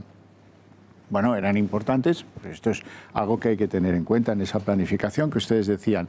Al mismo tiempo y el mismo día se producía un anuncio del Gobierno según el cual cerrarán 7 centrales nucleares entre el 2023 y el 2028. Ese es el cálculo que también habrá que tener en cuenta para prefigurar cómo hacemos para tener atendida la demanda por la cual pagamos para poder hacer uso en un momento dado. Pero como en este sector a mí me da la sensación de que nadie es inocente, yo tengo que contarles que es verdad, ahora ya no pagamos el coste del carbón, pero lo hemos pagado hasta hace 2 años, ¿no? Un año. Bueno, creo que fue en el periodo 2009-2012 cuando hubo unas ayudas al carbón para forzar su funcionamiento precisamente porque eran centrales no competitivas. Lo que ocurrió con posterioridad es que se redujo el precio del carbón con relación al gas, el precio del CO2 no subió y por eso esas centrales empezaron a... Muy bien, ciertamente, pero también es cierto que mientras estábamos pagando, compensando para no dejar regiones sin actividad, que son las regiones mineras de aquí y de allá, se importaba carbón desde Colombia, se amontonaba en el puerto del Musel, porque era igual de malo que el que se sacaba en las minas españolas, y se vendía a un precio beneficiado. Algún amigo de algún presidente hemos tenido que hacía eso, y sabemos cómo se llama. Se dedicaba a eso con toda tranquilidad y no pasaba nada. Esto era una de esas cosillas que lleva el precio de la electricidad. Eso como las embarcaciones que... la obra muerta llevan incrustaciones, algunas llevan hasta mejillones, todas esas cosas, ¿no? Que se van enquistando, no se hace la limpieza adecuada y se queda ahí el coste como una rémora. Bueno, eso también ha sucedido y, en fin, y tantas cosas, ¿no? Que uno dice, hombre, este recibo, yo no entiendo cómo no hay un plan serio y decidido de decir, vamos a hacer que esto sea justo, vamos a hacer que el que consume... A mí el recibo belga me gusta mucho. Dice, hasta no sé cuántos kilovatios y va reducido. A partir de no sé cuántos kilovatios y para todo el mundo igual. Y de una manera lógica, justa, y que, en fin, de la cual no hay picaresca o poca picaresca puede haber, pero que la gente que es jubilada o la gente que está en el paro, que puede reducir su consumo eléctrico, se beneficie de un IVA razonable. Eso es un poco sensato, ¿no? Creo yo, Bermejo. Fíjate que aquí... Es increíble, ¿no?, que un bien de primera necesidad le estén aplicando el IVA del 21, pero claro, esto supone que recaudarían en el mejor de los casos la mitad por IVA de lo que se está recaudando ahora, ¿no?, si lo ponemos en el 10, ¿no? O sea, eso hay que hacerlo ya, sí o sí. Pero digo, fíjate, el agujero, digamos, que le provocaría al gobierno de turno. Pero es que aquí las empresas eléctricas también son cómplices. ¿Por qué? Porque todos esos impuestos que tú has nombrado, primero van a su caja y se tiran ahí unas semanas hasta que lo ingresan en el Estado. Y eso les viene de perlas para hacer cositas, financieramente hablando, moviendo dinero o pagando proveedores. No sé, o sea, son cómplices necesarios porque les viene muy bien ese disponible durante un tiempo determinado. Y no les he oído nunca decir, oiga, ¿y por qué no se racionalizan ustedes, ¿no?, con otros países de su entorno y no le penalizan fiscalmente tanto al consumidor? Eso tampoco le he oído decir a estos sueldos millonarios. Y concluyo, ¿dónde coño está la Comisión Europea para vigilar estas cosas? Porque un incremento del IVA, sobre todo a nivel, no te gusta, residencial, porque en las empresas, el IVA les da igual, porque al fin y al cabo compensan repercutido con soportado y eso les da igual. El problema lo tenemos nosotros, los consumidores finales. Eso es que somos los que pagamos el IVA. Entonces, ¿eso es un agravio en la competencia? ¿Total? ¿Sí o no? Porque se están incrementando el coste, pero insisto, para el mismo servicio, porque no hay ni gota de diferencia en el servicio. Por oposición, dice usted que no. Vamos a ver, no es un agravio en la competencia el tema del IVA. Las empresas, sí, es cierto que encarece el precio es un agravio al consumidor. Sí. Hay unos costes que hay que recuperar de alguna forma, evidentemente. Esos costes son... Los asesores, esos que te he dicho antes. Vamos a ver, está muy bien hacer este tipo de comentarios, pero yo creo que no ayudamos a la gente a entender. No, esos comentarios no son correctos desde mi perspectiva. Vamos a ver, si nos centramos, por ejemplo, si quieres, el tema este del circulante que has mencionado. El hecho de que las empresas cobran un dinero y que se mantiene en su caja antes de ingresarlo, no en el Estado, sino, en el caso de los costes de las renovables, etcétera, en la Comisión Nacional de Mercados y la Competencia. Esos generadores son los mismos que primero tienen que comprar el carbón, tienen que comprar el gas, tienen que hacer inversiones. Como todos. ¿Vale? Por eso. Pero entonces decir, pero como esta parte del dinero lo ingresan antes de y después lo devuelven, pues se benefician. No es cierto. Vamos a ver. Y la Comisión Europea permite que distintos estados tengan distintos tipos de IVA. Y no afecta a la competencia por el sencillo motivo de que las empresas, como mencionabas tú, no se ven afectadas por el IVA. La competencia no existe. Tampoco afecta a la competencia entre empresas. Es un oligopolio de facto. Vamos a ver, ¿qué es un oligopolio? Hombre, pues un grupo de amiguetes que nos ponen la tarifa que ellos quieren. Entonces, un oligopolio es un grupo reducido de empresas, que fijan un precio que es mayor que el coste marginal de suministro, que artificialmente restringen la oferta para subir el precio. Sin embargo, el precio que algún día tendremos que ver, que tenemos que mostrar los gráficos, el precio que sale del mercado es un precio que es inferior o igual al del resto de mercados europeos, que se corresponde con los costes de generación, que la Comisión Nacional de Mercados y la Competencia supervisa eso y regularmente hace informes en los cuales se explica que el precio del mercado se ve explicado por los factores inductores de ese precio de mercado. Entonces, y desde un punto de vista técnico está el índice HHI, que supongo que Miguel Ángel conocerá, que lo que te dice es te mide cómo de concentrado o no concentrado está el mercado. La Comisión Europea considera que un HHI inferior a 2.000 quiere decir que no hay problemas de competencia. En España tenemos 1.300. Y en cuanto al número de generadores, si vas a los informes del mercado de generación de la Comisión Nacional de Mercados y de la Competencia, verás que hay 84, en el año 2015 había 84 generadores. Entonces, hablar de oligopolio, etcétera, está muy bien, pero no se ajusta a la realidad y el problema es que entonces llevamos a soluciones que son equivocadas porque estamos mirando en el sitio equivocado. El problema no es el mercado, el problema no es no es el transporte, no es la distribución, el problema son las piedras.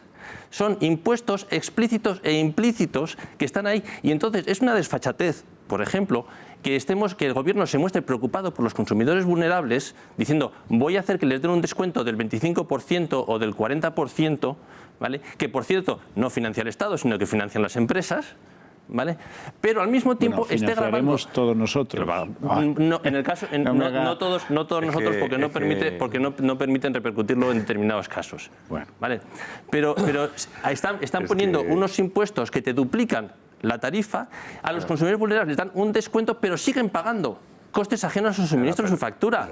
Y eso es una desfachatez, porque lo que no puedes hacer es mostrar tu preocupación por los consumidores y grabarles.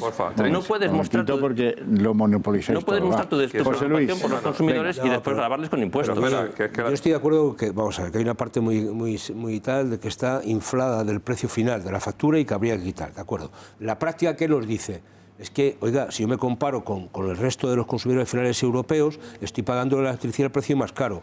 Incluso yo creo que únicamente está por encima Alemania en este momento, que incluso está antes por debajo. Es decir, esta es la realidad, ¿no? Con lo cual, a mí me hace, desde el punto de vista práctico, bueno, me crea un problema, ¿no? Es decir, tanto para mi supervivencia en casa como desde el punto de vista de lo que es el coste si hablamos de la industria. Y esto es la pura y dura realidad con que tenemos. Totalmente de Otra acuerdo. cuestión de fondo que tenemos aquí, es decir, bueno, el tema del carbón. Yo creo que sí, de lo poquito que tenemos autóctono, para poder gestionar nuestra energía, es el carbón, no tenemos otra fuente. Tenemos las renovables. Las renovables, digo, que están, pero salvo esas que dependen al final de si hace viento o no hace viento, hace sol o no hace sol, digo, la que siempre te puede funcionar es el carbón. Digo, me parece que también sería bueno tener, igual que Estados Unidos hace sus reservas, bueno, entre comillas, a lo mejor España podría plantearse sus reservas. Desde el punto de vista del carbón, hay una situación estratégica, No hablo de su bondad, de si es caro o es barato, no, hablo de una cuestión puramente estratégica, ya está. Y luego, yo creo que el tema de fondo de toda esta historia, hombre, es que las compañías no pierden nunca. Yo a veces lo digo de los bancos. No, lo digo con cierta broma, pero entenderme, ¿no? Esto es como el partido de ayer, ¿no? O sea, del otro día de España. Es decir, que cuando al final, ¿qué sucede? Hombre, en el peor de los casos empatas. Es que los bancos empatan siempre, no pierden nunca. Las eléctricas no pierden nunca. Si las cosas les van mal, acaban empatando el partido siempre. Yo no conozco ninguna eléctrica que tenga números rojos en su cuenta de resultados. No la conozco. Pero esa comparación es engañosa. Bien. Pero seguramente a la gente que nos está viendo le va a parecer que es la pura y dura realidad. Y ese es el problema, que la gente no entiende la diferencia entre beneficio contable y beneficio económico. Libres, hasta ahora. Y la percepción tiene que ver mucho con el estado de las cuestiones. Y por eso el papel del gobierno, el papel de la ministra tendría que ser explicar estas cosas y no aprovecharse del desconocimiento de los consumidores para seguir colando en las tarifas costes ajenos al suministro. Claro, eso es lo que porque tendría que ocurrir. aquí nadie es inocente, insisto. Como nadie es inocente, yo te tapo lo tuyo y tú me vas a tapar lo mío. Por ejemplo, dice usted la diferencia entre beneficio económico y beneficio contable. Y beneficio contable. Tiene razón, tiene razón. Ahora, hay otra cosa que yo le voy a plantear. Dice usted 84 operadores. Bueno, yo conozco mejor a 3, que son los 3 grandes, que son Gas Natural Fenosa, Iberdrola en el informe, y Endesa. Bueno, déjeme. Tienes EDP, tienes... Déjeme acabar. Esos 3 son más conocidos, ¿no? Bueno, sí, los más grandes son más conocidos. Gastan más en publicidad. Pero no quiere decir que el mercado sea un pasteleo en el cual se lo reparten entre ellos. No voy a eso, espere, que no voy a eso. ¿Es cierto o no es cierto que de Endesa viven y comen, de los dueños de Endesa, Pedro Solbes y Elena Salgado? Totalmente. Totalmente cierto, ¿verdad? También creo que Endesa llegó a contratar a José María Aznar. ¿Y por qué ocurre eso? Déjeme acabar. Eso es Endesa. Vamos a Iberdrola. En Iberdrola el otro día me encontré a Ángel Acebes, fue ministro del Interior cuando aquello de los trenes y tal. Y, oye, ¿qué tal? ¿Y a qué se dedica a la abogacía y tal? No, soy consejero de Iberdrola. Ah, pues, muy bonito todo, muy bonito todo. Gas Natural Fenosa. Dice, estos contrataron a Felipe González. De Open Doors o de Cierra Doors o de lo que ustedes quieran, de mamporrero, no sé muy bien de qué. Pero oiga, vamos a ver que el noble pueblo español, tonto, lo que se dice tonto no es. Y dice, coño, o sea que la puerta giratoria aquí siempre es con las eléctricas. Qué curioso. Y entonces dice, hombre, pues yo te doy para que tú me des, por lo que me hayas dado en el pasado, que me da igual, me da lo mismo. Entre bomberos no nos hay que pagar todo eso. Evidentemente, hay que pagar eso no gratis. ¿Por qué no? Fíjate, tenemos un modelo que parece que es de mercado y todos creemos que el mercado funciona mejor que los modelos planificados. Y tenemos sospechas de que puede haber oligopolio, que alguien puede hacer trampas.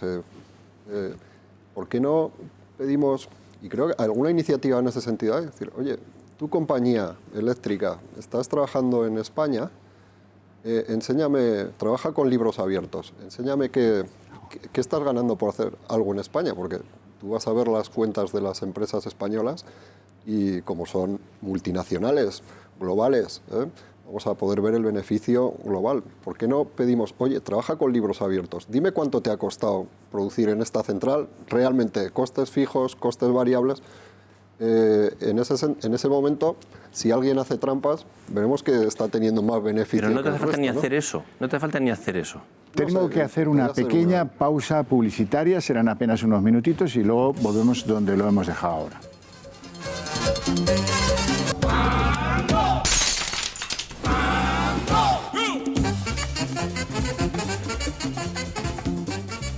Bueno, aquí estamos de vuelta. Estábamos en un encendido debate. Arnedillo, ¿usted quería decir algo?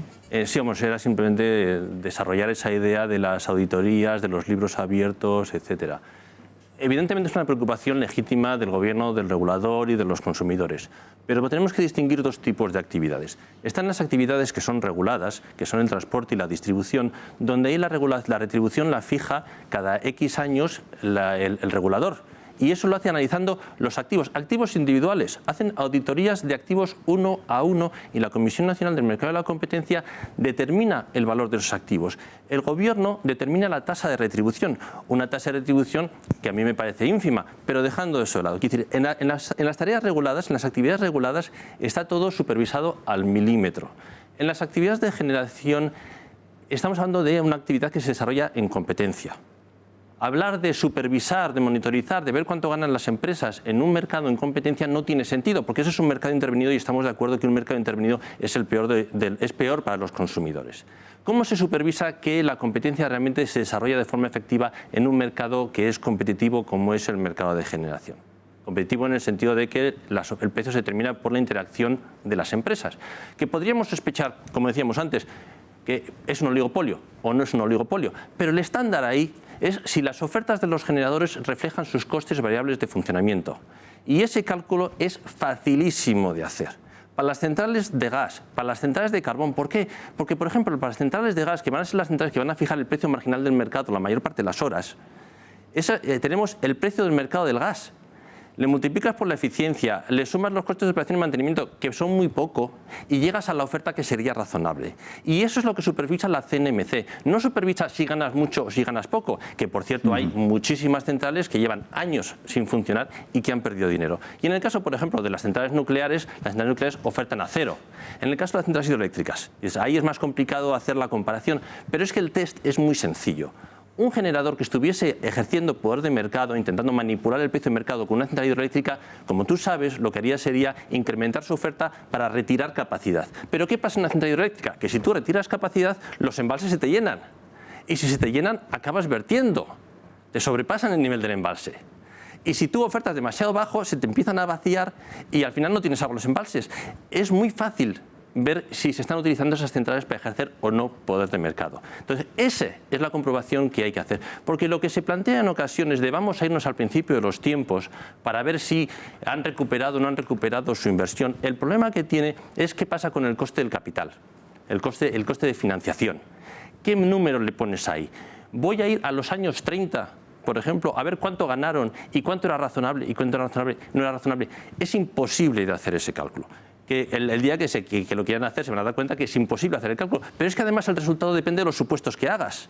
Con lo cual, muy perfectamente, el gobierno que salga puede decidir, pues voy a hacer que me salga una cosa o voy a hacer que me salga otra. Pero es que esa comparación no se puede hacer y es irrelevante, porque estamos hablando de un mercado competitivo donde el estándar competitivo se mide por las ofertas de los agentes. Bermejo.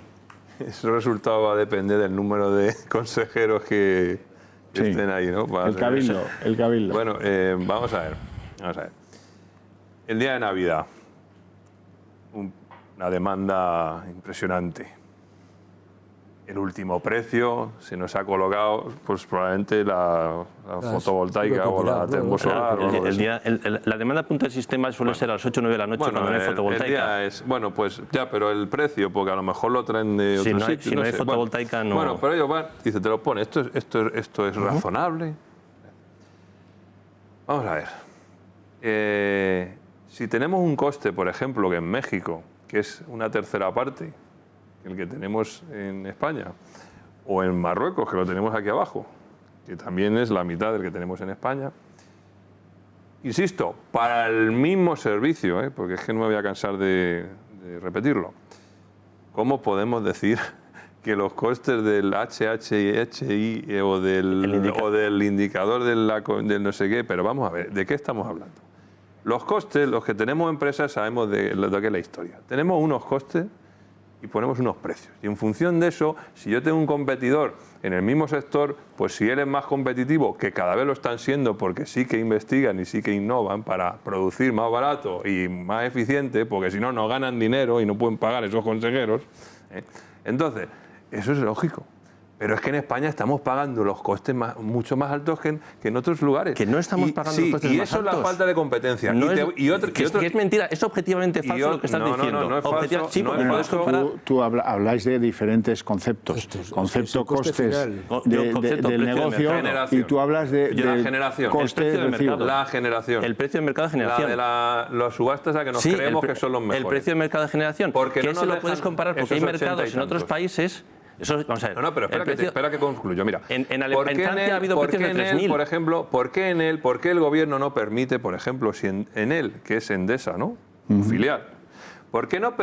O sea, yo perfectamente le podría comprar electricidad en él y que me facturen.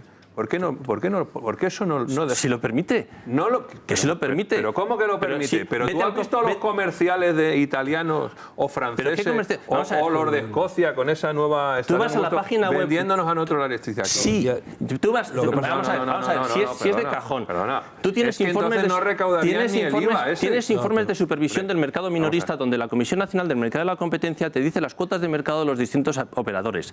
También tengo el número que te lo puedo dar si te hace falta, no lo tengo aquí, lo tengo ahí, ¿vale? Te lo puedo dar. Y ahí está, evidentemente, la cuota de mercado de Endesa. ¿Qué precio me cobra a mí ese operador si está vinculado? Muy fácil. No está regulado. Que no está regulado. Que yo quiero el mismo precio que tienen los italianos. Y con el IVA es otra cosa. Si tú me dices, yo quiero la gasolina al precio de Arabia Saudí, pero es que esa es la competencia. Esa no es competencia, porque aquí no hay esos recursos. Aquí no tenemos... No podemos generar el 99% de la generación eléctrica con agua. Estos señores que tienen más del 30% de cuota de mercado... En Italia el precio es más alto. Tienen que operar bajo un modelo de distribución selectivo. Estos tres que tú has nombrado antes tienen una cuota mayor del 30% en algunos de ellos. Ellos están obligados por los tratados a operar en un mercado de distribución selectivo. ¿Qué quiere decir eso? Eso no es correcto.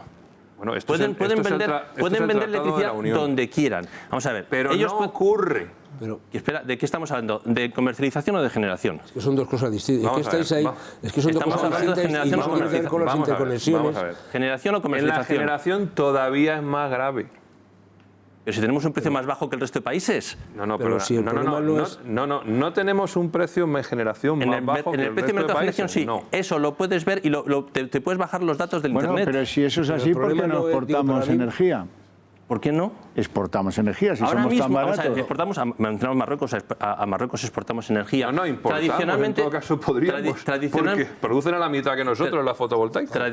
La fotovoltaica es una tecnología concreta que está limitada en tal. Nosotros importamos. Históricamente nosotros hemos exportado energía a Marruecos y hemos ayudado a Marruecos a asegurar su suministro. Cuando eran unos nosotros hasta el año 2012, antes de la entrada en vigor de la ley que aplicó estos impuestos que mencionabas tú, estábamos exportando a Francia y ahora estamos importando de Francia. ¿Y por qué estamos importando? Porque a la generación que se produce en España le ponemos impuestos. Entonces, ¿qué pasa? Si mi coste de generación es 50, pero me hacen...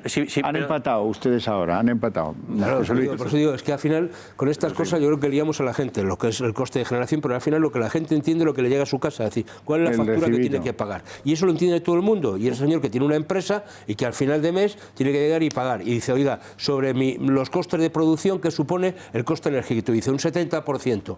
Esto es imposible. Ya está. Mantener, digo... ese es el en la industria tema, es cierto que el precio del mercado de generación... Simplificando mucho, ¿eh? Pero ese es el tema de fondo. Entonces, aquí hay cuestiones, por ejemplo, que a mí siempre tengo preguntas en el aire, ¿no? Una pregunta muy tonta. O sea, estamos pagando el famoso déficit tarifario. Yo creo que hace como... Yo para esto soy fatal, ¿eh? Pero 5, 6, 10 años se titularizó. O sea, yo lo que no sé dónde están esos títulos. ¿Me explico? Esos títulos cotizan en el mercado y los puedes comprar si quieres. Por tanto, si están en el mercado y se pueden comprar, eso ha subido, ha bajado y por tanto, porque tengo que seguir yo pagando lo mismo en la factura. Claro. Vamos a ver, eso es como la deuda del Estado que se emite en determinado tipo y el Estado necesita pagar eso. Pero no me la están cobrando en la factura y a mí me siguen pagando. Estoy de acuerdo, por ejemplo, decir que son todo tipo de cosas que se podrían quitar y abaratar los costes de la energía, que es el tema de fondo. Y hablo de los costes en global, tanto para el usuario doméstico como para la gran empresa. Sí, el problema es que hay que quitar esos costes ser más competitivos, ser más eficientes, generar más empleo, tener mejor calidad de vida y no tenemos ya el tema del IVA. Oiga, es que recordar que en el 2008 el IVA estaba en el 10, pasamos del 16 al 18 y del 18 al 21. Oiga, es que esto no es más esencial que ir al cine. que no hay por dónde cogerlo. Si estamos de acuerdo que el problema son vamos a todas ver. las... Si el problema está en El las problema de piedras las que le ponen prioridades, ¿no? en las facturas eléctricas, eso es lo que hay que sacar. Creo que ha quedado claro, creo que en eso estamos de acuerdo todos. Me gustaría abrir una última parte del coloquio de esta noche dedicada al qué se puede hacer, que en el fondo es lo que la gente espera de nosotros. Y no sé si seremos capaces, usted sí, pero yo no me veo muy capaz. Primer asunto, dotar el sistema de una justicia que no ponga en cuestión nadie. Yo tengo serias dudas de que alguna de esas piedras que llevamos en la alforja nos competa a nosotros. Oiga, esto que lo paguen con sus resultados, beneficios o dividendos, ¿no? Echevarrieta, cuando hacía presas ahí en su tierra para los Altos Hornos, pues chico, asumía su riesgo y le regulaban lo justo. A lo mejor ese puede ser un pequeño componente, que por lo menos que nuestro Congreso analice si son justos los costes imputados a los recibos eléctricos. Segundo asunto, desde luego acabar con la doble imposición. Eso no es ni presentable. Hasta que no hagan eso no merecen ninguno de nuestros respetos. Claro, porque es que lo que hay, el trasfondo que hay detrás es yo te ayudo y tú me ayudas, ¿sabes? O sea, como los dos pillos y nosotros a pagar. Esto no, tampoco es tanto el dinero, el efecto en un 21% del impuesto eléctrico, que es apenas el 5 y algo, ¿no? Pues no es gran cosa esto, para hacer las cosas bien, de una manera definitiva. Somos demasiado dependientes de los combustibles fósiles, se ha trabajado poco en ese terreno. Seguramente aquella cosa del gobierno Zapatero de la eólica y la fotovoltaica perturbó todo el escenario y ahora hay pocas ganas de innovar y de meterse en líos, pero deberíamos meternos en líos, porque todas estas ineficiencias, usted habla de eso muy bien en su estudio, nos llevan a ser más contaminadores y más caros a la larga, si no hacemos algo. Está bien eso de favorecer la autoproducción, desde mi punto de vista eso debería estar hasta subvencionado fiscalmente, porque todo eso ayuda a este país. Que la gente no tenga que darle al botoncito y tirar de recursos públicos, o sea, de todos, y lo haga con su tal, a mí me parece lo suyo. El IVA. Hombre, pues en el IVA yo creo que podríamos llegar a la consideración de que esto es un bien social y que se merece pues hasta no sé cuántos kilovatios un IVA reducido a lo mínimo que haya en ese momento, el 4%, el 5%, y el resto 21%. Tampoco se trata de favorecer la picaresca de nadie, ¿no? El sistema de la subasta. El sistema de la subasta se nos vendió que este mayoreo iba a ser la bomba, eso iba a introducir eficacias que no vemos, yo no las veo, usted sí, yo no las veo. Yo no me siento en un mercado más eficaz ahora que antes, sobre todo porque me insultan con el recibo cada mes. ¿Sabes? Pero de nuevo es que no tiene nada que ver una cosa con la otra. Que sí. Hombre, también podría haber una de esas beatíficas compañías eléctricas que dijera no. A mis clientes esto de la doble imposición no se lo voy a hacer. No pueden hacerlo. ¿Cómo van a hacer eso? ¿Cómo van a hacer eso? ¿Cómo van a hacer eso? Vamos, a mí me parece que hay cosas muy simples en todo este tema, ¿no? Venga. Yo creo que el tratamiento fiscal, el tema del IVA, yo soy muy partidario, esto es un bien esencial, por tanto ir al tipo súper reducido y si me apuras una doble escala entre el súper reducido y el reducido, por tanto entre el 4 y el 10, y eso sería un tratamiento claro y que afectaría a todo el mundo. Sin entrar ya en el tema del bono social, este tipo otro de componentes, que sería otro debate, ¿no? Que también. Y luego, digo, me está acordando de un tema un poco de maldad en este debate, ¿no? Digo, cuando hablamos del autoconsumo y tal, ¿para qué nos puede hacer falta dentro de unos años? No tantos, para poder enchufar el coche. Lo digo con toda... Es decir, yo tenía por aquí una noticia, se lo he comentado antes, de hace 4 años, o sea, la noticia. Decía un titular de un periódico, el coche eléctrico requerirá energía equivalente a 18 centrales nucleares. Es que hay que enchufarlo, Y si tenemos en verano caídas de la tensión por los aires acondicionados, ¿qué puede pasar si todos los coches llegamos a tener todo el parque y esto se enchufa, ¿no? De golpe? Entonces me parece que es un tema muy serio. Y cuando hablamos a veces de las energías limpias, que yo estoy a favor de ellas, oiga, vamos a ver qué hacemos con el tema de los acumuladores de energía. Estamos hablando de las baterías, Estamos hablando del litio, que no es una cosa no contaminante. Claro, cuando tenemos una batería, una pilita pequeña, vamos al contenedor y la echamos, porque somos gente que cuidamos el medio ambiente, ¿dónde vamos a tener los contenedores para las baterías de litio que utilizan los coches eléctricos? Digo, que hay que contar toda la película. Digo, que yo estoy a favor de este tema, me parece la movilidad sostenible, etcétera. Pero he dicho una pequeña maldad porque tiene que ver también, oiga, con el futuro consumo de la energía, y a qué precios se nos va a poner esta broma. Bueno, pero me parece que por ahí podemos avanzar. Seguimos en la aportación de soluciones o lo que a cada uno de ustedes les parezca. Habrán pensado y habrán destilado su propia teoría. Si mañana les hicieran ministro, ¿por dónde llevarían este asunto, ¿no? Pero antes, quiero que sepan qué piensan nuestros principales políticos sobre el precio de la electricidad. Por ejemplo, Pablo Casado. Vamos a escuchar a Pablo Casado cuál sería su plan para reducir el recibo de la luz.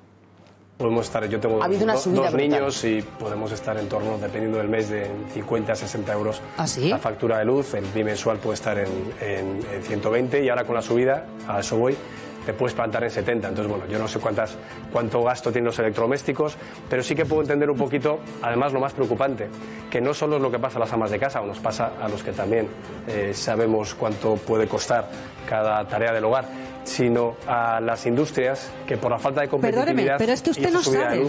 Bueno, yo no sé si es 1,5 €, serán 2 euros o puede ser menos, depende de lo que laves, qué lavadora tengas, o qué electrodomésticos tengas, o qué calefacción tengas, si es eléctrica, etcétera, etcétera. Bueno, ha subido pero la lo luz, importante es que ha subido la luz. Bueno, a mí no me salen los números, debe ser que yo soy un malgastador, un derrochador eléctrico.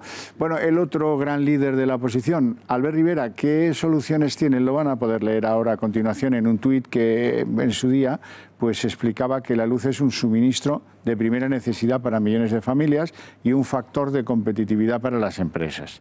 Utilizarla solo como herramienta recaudatoria es un error, por eso proponemos un alivio fiscal para bajar la factura. Parece razonable eso, ¿no? Lo que pasa es que eso va reñido con los intereses de un gobierno que tiene un déficit bestial, una deuda ya descomunal, y que todo lo que sea rampiñar del contribuyente le viene bien. Y ahí es la típica pelea del ministro de Hacienda con sus compañeros, en materia de gasto y en materia de recogida. Y algo que le han clavado la dentadura durante años, que la suelten ahora, va a ser, se me antoja, complicado. Vamos a las medidas positivas. Las medidas positivas que se podrían hacer. Sí, señor, ¿qué se puede hacer? Evidentemente está la corrección de la fiscalidad y sobre todo, porque no es solamente la fiscalidad, y es sobre todo todos esos costes ajenos al suministro que están gravando la factura eléctrica, porque el IVA y el impuesto especial que tanta atención traen son el chocolate del loro comparado con todos los demás costes que hay ahí, y muy fundamentalmente son costes de energías renovables. Los costes de energía, la energía renovable se desarrolló en los años, principalmente, como digo, 2008-2011, como resultado de los objetivos de, errores regulatorios, pero resultado de objetivos de desarrollo de renovables al año 2020. Ahora hay objetivos del 70% para el año 2030, ¿vale? Incluso el 2100 para el año 2050. Esos objetivos eran objetivos que estaban basados en el consumo de energía final, no en el consumo de electricidad, sino en el consumo de energía final, gasolina, gasóleo, gas natural. ¿Qué es lo que pasa? Para el gobierno era mucho más sencillo dejarlo en la factura eléctrica. Entonces, ¿qué es lo que ocurre? Cada vez que alguien coge un coche, cada vez que alguien consume gas, cada vez que alguien utiliza cualquier otra fuente de energía, está haciendo que sea necesario invertir más en energías renovables. ¿Y quién lo paga? No lo paga ese consumidor que está consumiendo gasolina o gasóleo o gas natural, lo paga el consumidor eléctrico. Lo lógico sería que esos costes se repartieran entre todos los consumidores de energía, puesto que es un coste que está inducido por ese consumo. ¿Se lo llevaría usted a presupuestos si pudiera? Eso, vamos a ver, si pudiera yo lo llevaría a presupuestos. Como presupuestos supongo que es difícil. Una cosa que también haría sería en los derechos de emisión que se subasten, que ese dinero que recaudo lo lleve a compensar parte de esos costes. Si no se puede llevar a presupuestos generales del Estado, lo que habría que hacer por lo menos es ponerlo en el fondo. Hay un fondo que se llama el Fondo Nacional de Eficiencia Energética que se reparte entre todos los consumidores, entonces se podría coger ese coste y ponerlo ahí. Y de esa forma se evitaría esa distorsión entre fuentes de energía. Porque lo que es una barbaridad es que nos estemos planteando electrificar la economía es una cosa que quizás no hemos incidido, y es que la lucha contra el cambio climático implica desarrollar renovables eléctricas. ¿Y por qué? Porque las renovables no son eficientes en otras fuentes de energía. Y entonces eso implica electrificar la economía. ¿Por qué? Porque la electricidad ahora mismo es un 25% del consumo total de energía y no podemos electrificar el 70% por mucho que electrifiquemos la electricidad. Vamos, por mucho que pongamos renovables en la electricidad. Entonces, ¿qué es lo que hay que incrementar el peso de la electricidad. ¿Pero qué estamos haciendo? Estamos diciendo, queremos luchar contra el cambio climático, queremos renovables, ¿vale? Pero penalizamos el consumo de electricidad con costes ajenos al suministro, lo cual es una barbaridad. Entonces lo que habría que hacer es redistribuir todos esos costes entre las distintas fuentes de energía. Pero espera, una cosa más. Hay señales ineficientes que están dando los consumidores con respecto a lo que cuesta consumir electricidad. Y es porque en la factura, en el término de energía, en el cargo por energía de la factura, hay costes también que son ajenos al suministro. Todos esos costes que son ajenos al suministro, en la medida que se queden en la factura eléctrica, porque no se pueden llevar a otros sitios, no se pueden redistribuir, habría que ponerse en un término fijo por abono y identificar claramente que esos son costes ajenos al suministro. Y a los consumidores vulnerables lo que habría que hacer es eximirles de esos costes ajenos al suministro porque son impuestos. Profesor Morales. Pues, ¿cómo mejoramos el sistema? Primero hay que verlo en contexto y no estamos solos. Estamos en un mercado europeo con unos objetivos europeos, con un objetivo europeo de ir hacia un mercado europeo. Pues a lo mejor podemos criticar el sistema de mercado, pero el objetivo europeo es que tengamos un sistema de mercado. ¿Qué deberíamos de hacer? Por supuesto, pues los impuestos deberíamos de clarificarlos. Yo no sé si a lo mejor eliminarlos, porque tenemos realmente tan cara la electricidad con respecto a otros servicios energéticos que utilizamos. ¿Qué pagamos más? ¿En gasolina para el coche o en electricidad para nuestra casa? En gasolina pagamos las infraestructuras. Lo que se recauda por esos impuestos que son como consumidores. Pero no es como consumidor, es como responsable. Vamos a ver, aquí tenemos hay medidas políticas. Tenemos que tener señales para ser cuidadosos en el consumo de energía, que sabemos que es un bien caro. ¿Qué tenemos que hacer? Tenemos que ir hacia disminución de emisiones de CO2. Todos estamos de acuerdo. Sabemos que el problema es que, ostras, no somos capaces todavía de generar, en base a renovables, toda nuestra capacidad. Vamos a fomentar la interconexión con otros países. Eso es algo que es un objetivo europeo. Tenemos y vivamos de las nucleares que tiene el vecino de arriba, ¿no? Claro, vale. y vamos a clarificarnos en cuál es el modelo energético que queremos en el país. Bien. ¿Que queremos nucleares? Que no queremos, pero no podemos decir a unas compañías que han invertido un montón de dinero en unas infraestructuras que hoy sí, mañana no. Vamos a clarificarnos. Bermejo. Sí, yo como economista no puedo hablar. Tengo que hablar como político.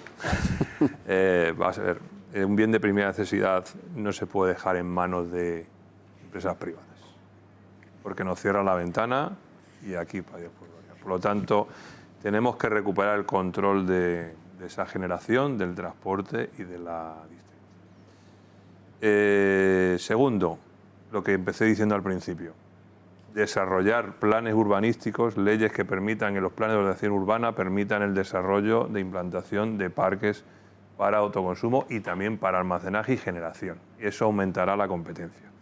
Y tercero, efectivamente, eliminar los impuestos. Como en el agua no se pagan impuestos, porque es un bien básico de primera necesidad, la electricidad lo es y el Estado tiene que garantizar ese bien para que todo funcione. Y yo eliminaría eso. ¿Cómo? A costa, ya lo he dicho en muchos de estos programas, de eliminar la industria política.